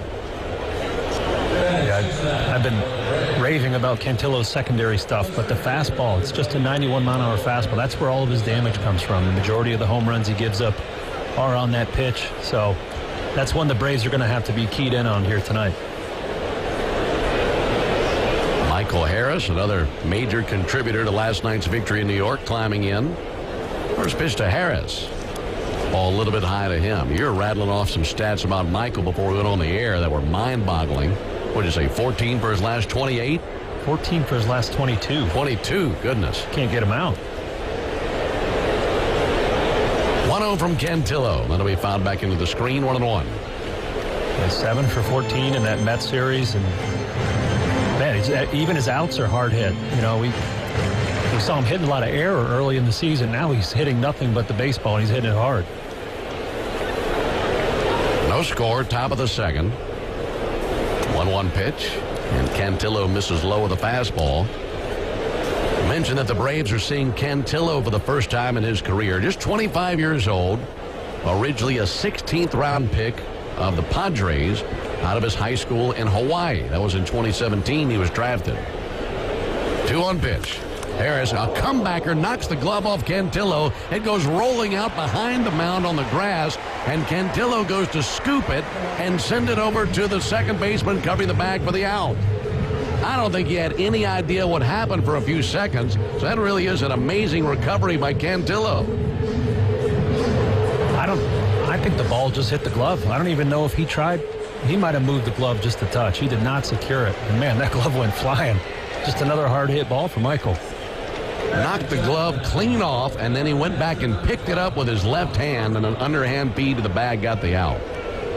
So he made that play without having a glove on his hand.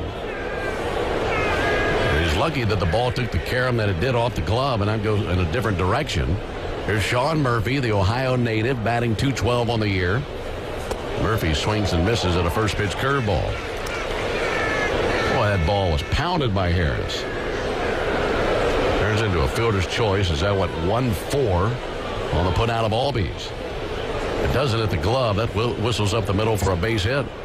Pickoff over to first base, and Harris back in standing.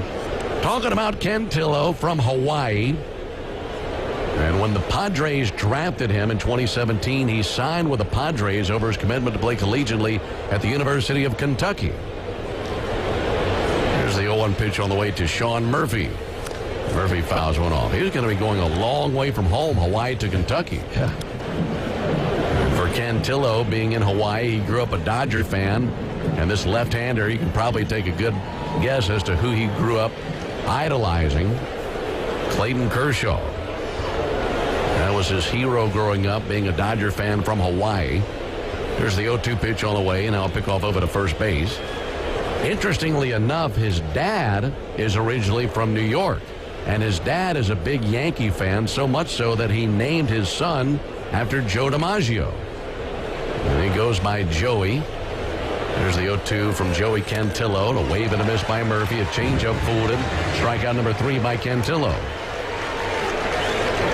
Yeah, another nice changeup there. It's going to be a tough one for these hitters, but I want to inform our listeners that line drive Michael hit 111.7. Ooh. So he's probably 52 feet away from the plate when Michael hit that. So 111, 112 coming at you. I mean, that is cooking. And live to tell about it. Nacho Alvarez takes a called strike. Comebacker that hard sometimes might put you on the IL. Yeah. Catches you in the wrong place. Runner at first, 2 down, no score in the top of the second. Nacho Alvarez swings and fouls one back. Cantillo was traded from San Diego to Cleveland in 2020, so he's been in the organization a while now. Made 8 starts last year with the Guardians. That was his debut season. So in his second season of work in the big leagues. 0-2 to Nacho. And it's sent foul over by the Guardians dugout on the third baseline.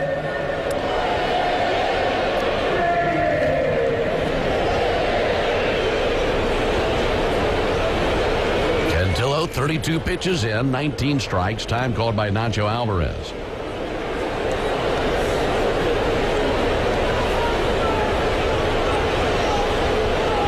Nacho can reach, then Nick Allen would come to the plate. He's swinging over there in the on-deck circle. 0-2 pitch, spoiled foul again. Do it again with an 0-2 count on Alvarez.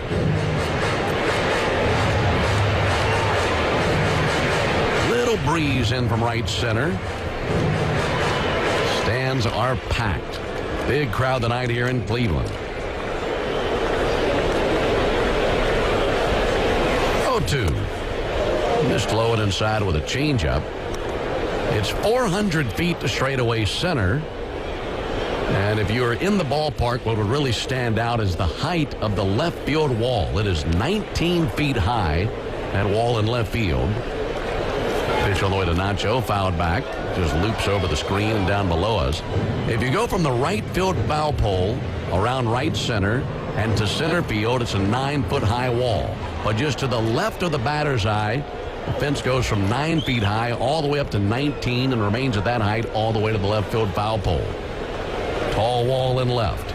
Pitch on the way to Nacho. Runner on the move. Ball's a little bit high. They throw down, and that's in time to get the runner. Michael Harris caught stealing, and that ends the top of the second inning. Michael is trying to make a winner out of our contestant, Jeffrey Stiles, in the Toyota Stolen Base Challenge inning, but he's gunned down, and that ends the top of the second. No runs, 1 hit, no errors, and a man left. We go to the bottom of the second inning. No score. He's coming. Surprise! Your table saw broke. Also, the warranty expired weeks ago, so you need to pay for a new one out of pocket. At Progressive, we know small business owners don't usually like surprises because they cost you money. But a good surprise that could save you money? Getting a commercial auto quote from Progressive. Oh, and the replacement part you ordered doesn't fit, so it's completely useless. What a waste. Surprise yourself. See if you can save in as little as 8 minutes at ProgressiveCommercial.com. Progressive Casualty Insurance Company and Affiliates. Swing into action this baseball season with Prize Picks, the official daily fantasy sports partner of the Atlanta Braves. The app is simple. Pick more or less on at least 2 players for a shot to win up to 1,000 times your cash. Download the Prize Picks app today and use code BRAVES to get $50 instantly when you play $5. That's code BRAVES on Prize Picks to get $50 instantly when you play $5. Prize Picks. Run your game. Must be present in certain states. Visit prizepicks.com for restrictions and details. Hey, Braves fans, summer is officially here, and you know what that means. Bugs, termites, mosquitoes, ants, and roaches will be out in full force. Luckily, you can trust the pros at Arrow Exterminators to keep your home pest-free inside and out. Arrow protects homes and businesses and is the official pest control provider of Truist Park and the Braves, so you know you're getting the best from the best. To set up a free pest inspection, call 888-GO-ARROW or visit arrowexterminators.com. Atlanta Braves baseball on the Braves Radio Network is lit by the original Louisiana brand hot sauce, the official hot sauce of the Atlanta Braves. Bring the heat.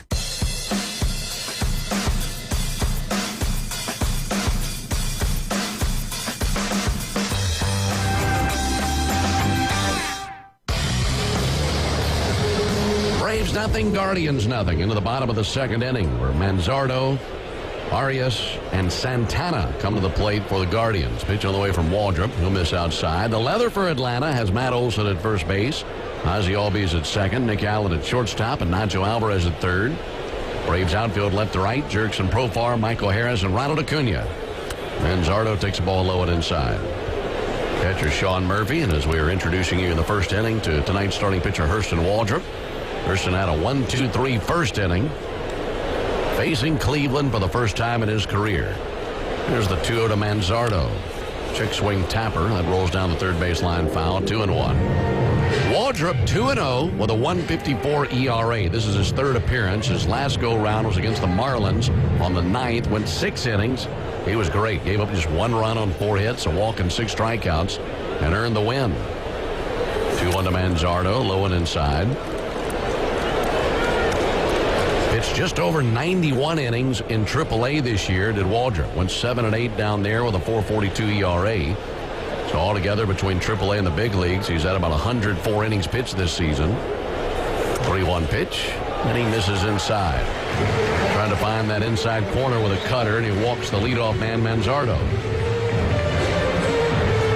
Through his first 2 starts, one of the keys to his success has been limiting those free passes. Just 3 walks in 11 2/3 innings coming in. Last year, 8 walks in 7 innings pitched. So he's really gotten so much better at that one facet of pitching. First pitch all the way to Arias, and a called strike. Well, you look at this lineup that he's seeing tonight, and if you were to look at what Cleveland has done statistically all season long, there's nothing that would really impress you. Nothing that really jumps off the page. Here comes the 0-1 pitch on the way to Gabriel Arias, and he waves and misses at a cutter.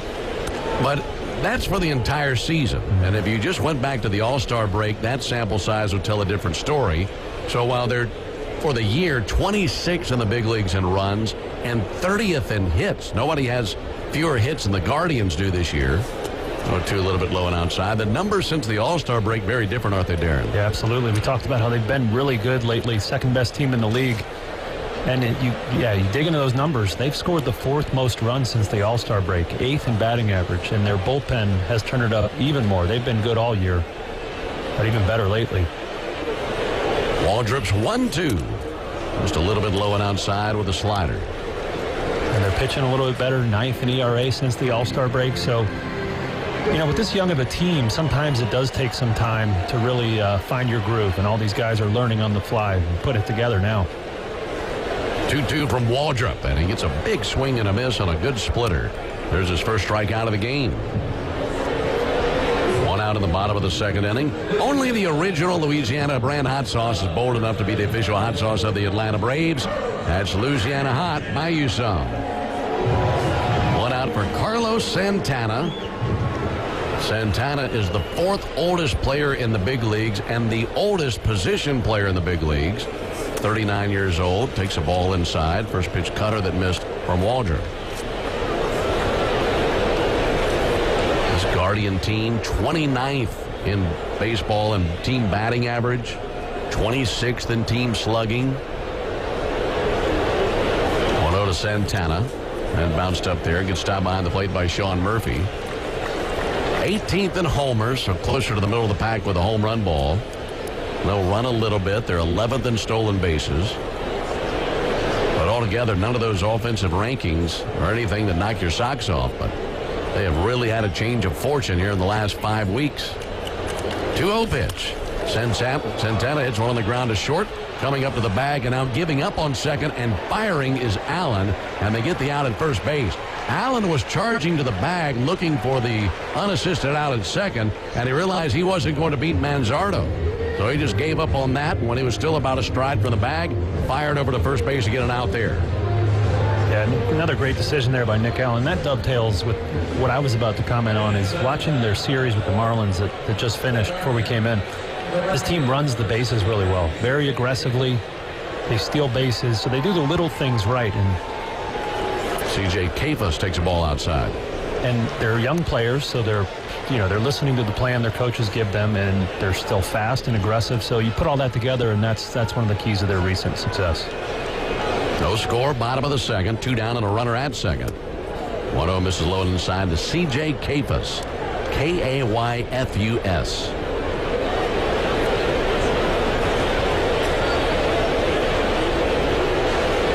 Full name is Colin Joseph Kafus.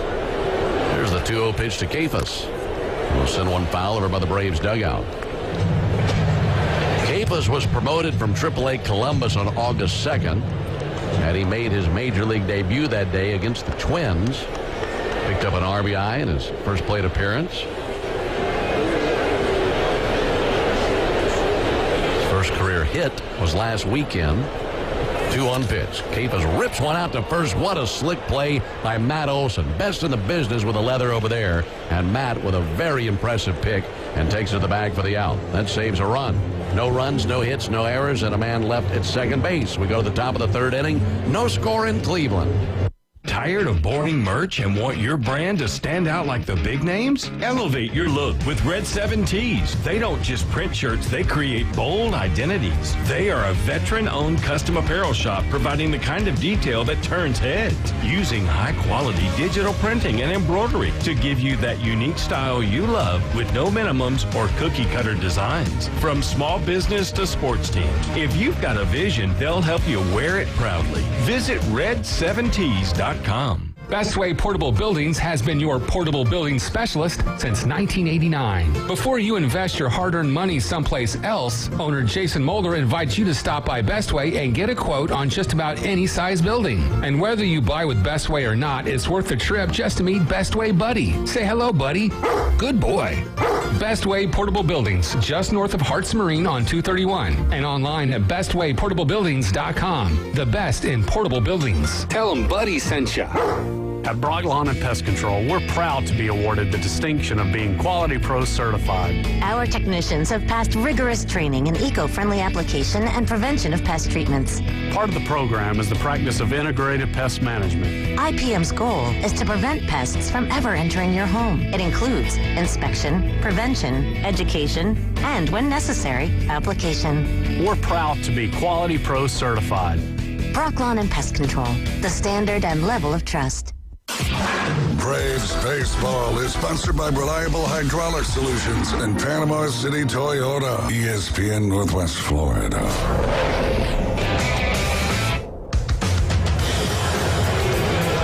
Here in Cleveland, a scoreless game into the top of the third inning. Braves and Guardians in game one of this three-game series. And it's great to be with you on a Friday night alongside Darren O'Day and our producer-engineer Jonathan Chadwick. Ben Ingram here with you. Nacho Alvarez was at the plate when Michael Harris was caught stealing to end the top of the second. So Nacho back up there at the fresh count. He swings at the first pitch and sends one foul, looping into the seats down the right field line. Introducing the 5-year price guarantee from Xfinity. Get one consistent internet price for the next 5 years. No contracts, no curveballs. Nacho hitting .203 on the season, couple of RBIs. Second time this year he's been called up with the injured Austin Riley. There's a ball sent foul into the upper deck along the right field line. And an 0-2 count on Nacho. Since Michael was caught stealing, Nacho gets another chance at this at bat. Thus far, Quintillo, 2 fastballs to start, same exact sequence as last time. We'll see if he goes curveball here. 0-2, fouled off. Went with a fastball again. He did. I always like those situations when a guy just faced you 7-8 minutes ago. You know, how are you going to switch it up? Are you going to show him anything different, or are you going to attack him with the scouting report that you have? 0-2. Swung on and a fly ball to right field. C.J. Capus hard to his left. He dives and makes a nice play in right field. Capus was charging hard to his left towards the foul line. Full-on dive to his left and able to make the catch to rob Nacho Alvarez.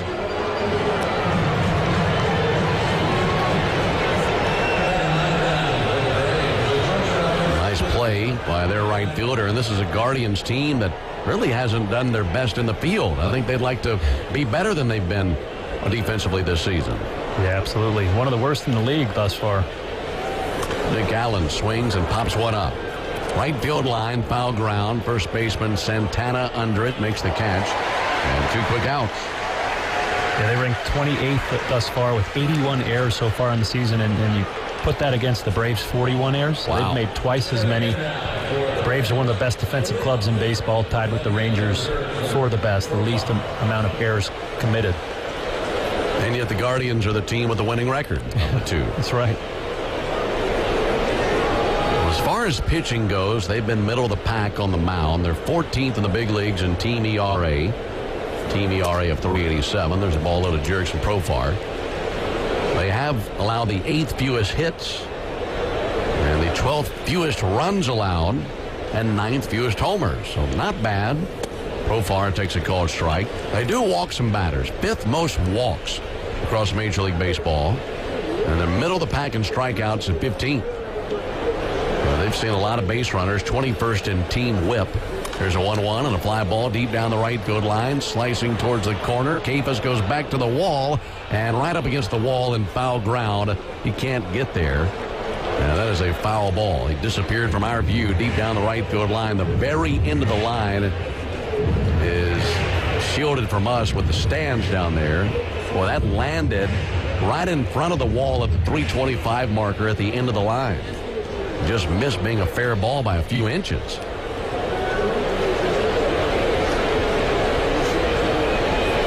Cephas had a long way to go to get there, and it was just out of his reach, but unfortunately foul. Profar rips one in the right field. A base hit goes the opposite way. That time got a curveball, waited on it, and belted it just over the infield. You mentioned some of those home run numbers and those pitching numbers. Progressive Field here in Cleveland definitely favors the pitchers, fourth most favorable to pitchers, and one of the least home run friendly parks. So if you're going to get one out of here, you're going to earn it, especially to that left side of the field. You were talking about that huge wall out there in left. Inning continues for Matt Olson. No score in the top of the third. That takes a first pitch strike. Well, you giving that statistic makes me think of the last time we were here. We were here 2 years ago. And, of course, that great 2023 Braves team set all sorts of records. So they came in here into a place that's normally a pitcher-friendly yard and hit a bunch of bombs. There's a ball low. Well, the folks here in Cleveland are so anxious for a home run anytime they get their chance that when the Braves hit a home run, I believe it was in the first inning of the first game, they accidentally set off the fireworks for the Braves homer. And folks in the stadium were thinking, what in the heck is going on? Started booing the guy launching the fireworks out there in center field. There's a ball outside. Well, it's typically light hitting lineup. I bet that guy just really wanted to do his job. He had a quick trigger finger, saw a home run, and just smashed the button. No score here in the top of the third. Runner at first, 2 down. Cantillo fires. Olson swings and misses. Pretty good looking curveball there. Can't remember who hit the homer. I just remember boos raining down on the field at the guy who launched the fireworks for the wrong team. 2-2 to Olson. Eye lays off a slider down and in. Count runs full. And now Profar can get a head start over here now.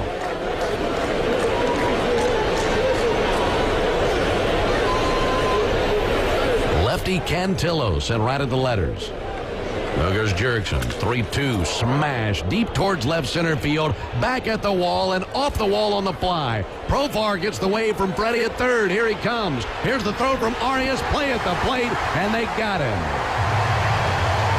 Great throw by the cutoff man Arias, and then arrived at the plate to Bo Naylor, who was waiting on Profar, and put the tag right on his chest as he tried to shovel to his left and get out of the way, but much to no avail. And that is how the top of the third inning comes to an end.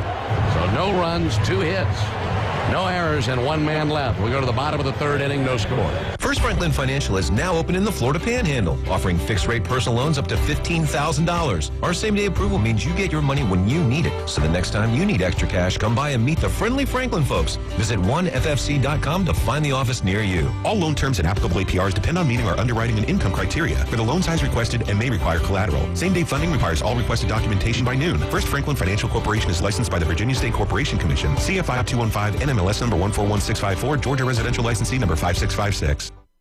Napa has the parts and the expertise to help your business stay ahead of the game.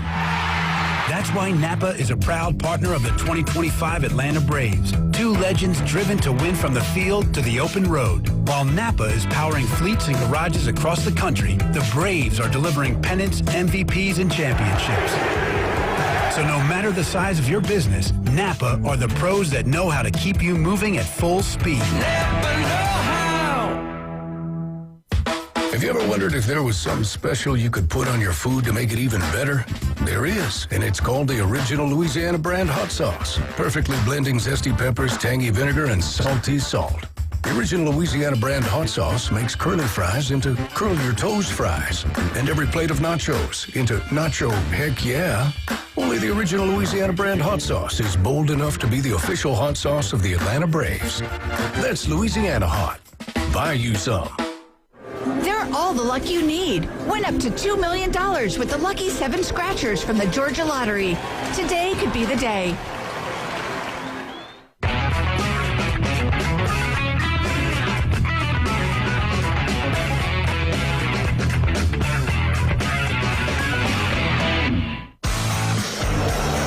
bottom of the third inning as Hurston Waldrop just missed Bo Naylor. 1-0 from the righty, and he swings and uncorks one to deep center field. Harris going to go back. Fortunately, that's to the deepest part of the yard. Makes the catch in deep center. And one down here in the third inning. Alongside Darren O'Day and our producer-engineer Jonathan Chadwick, Ben Ingram here with you. No runs, 3 hits for the Braves. No runs, no hits for the Guardians. And now Brian Rocchio, who bats 9th in their order, comes to the plate.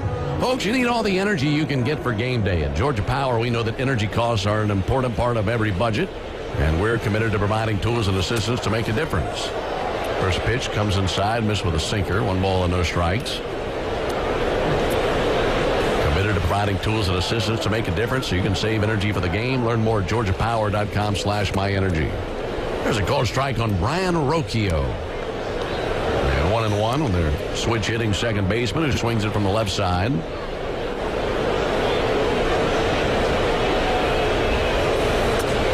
1-1 high and outside. 2 balls and a strike. Yeah, this Guardians lineup heavy on the switch and the left-handed hitters here tonight. Only one true right-hander in the lineup facing Waldrop. Wind up at the 2-1 pitch. Rocchio smokes one foul on the right field line. Just about took out their first base coach, Sandy Alomar Jr.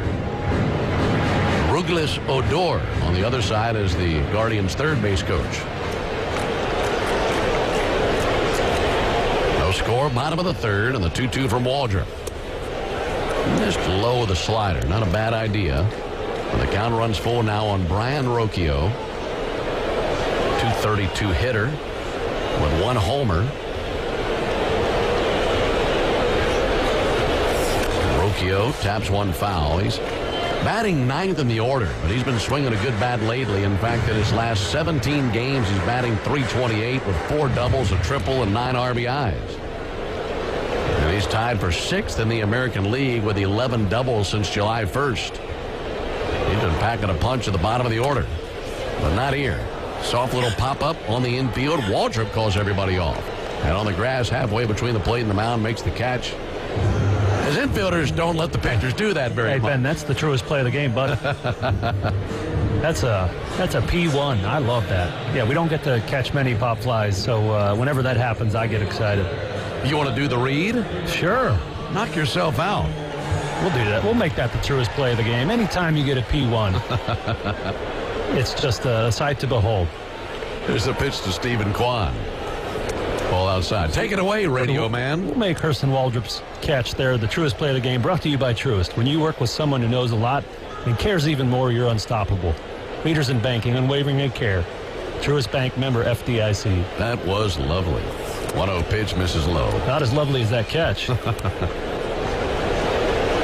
There are probably so many times where pitchers are set up thinking, I'm about to make a catch, and they get called off by a first baseman or a third baseman or a catcher. They just butt in, steal all the plays. There's the 2-0 pitch, and a little looper down the left field line, a base hit. That rolls down the line. Meanwhile, coming around first base, heading for second, Stephen Kwan. The throw comes in from down the line, and that's going to be a 2-out double by Kwan. Just cued it down the third base line. Nacho Alvarez was well off the line and in. He was nowhere near as that ball just rolled down the line.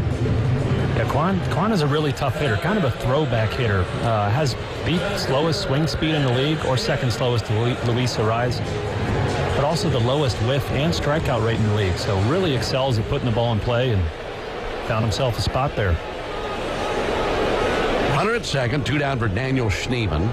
That's the first hit of the game for the Guardians. Schneemann swings and misses at a first pitch splitter.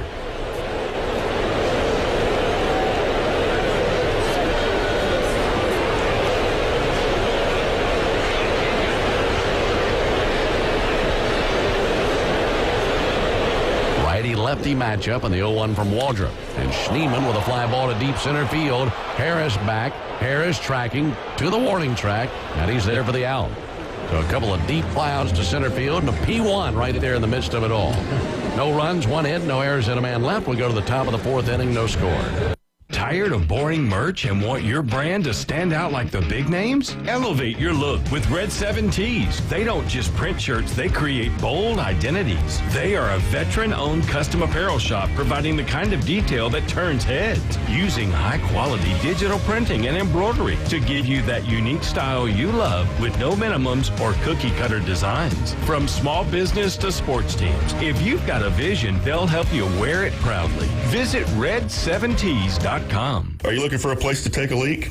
Do you have a truck, tractor, or other hydraulic equipment leaking or not performing as it should? At Reliable Hydraulic Solutions, we can get you back to work. Do you have a busted or leaking hose?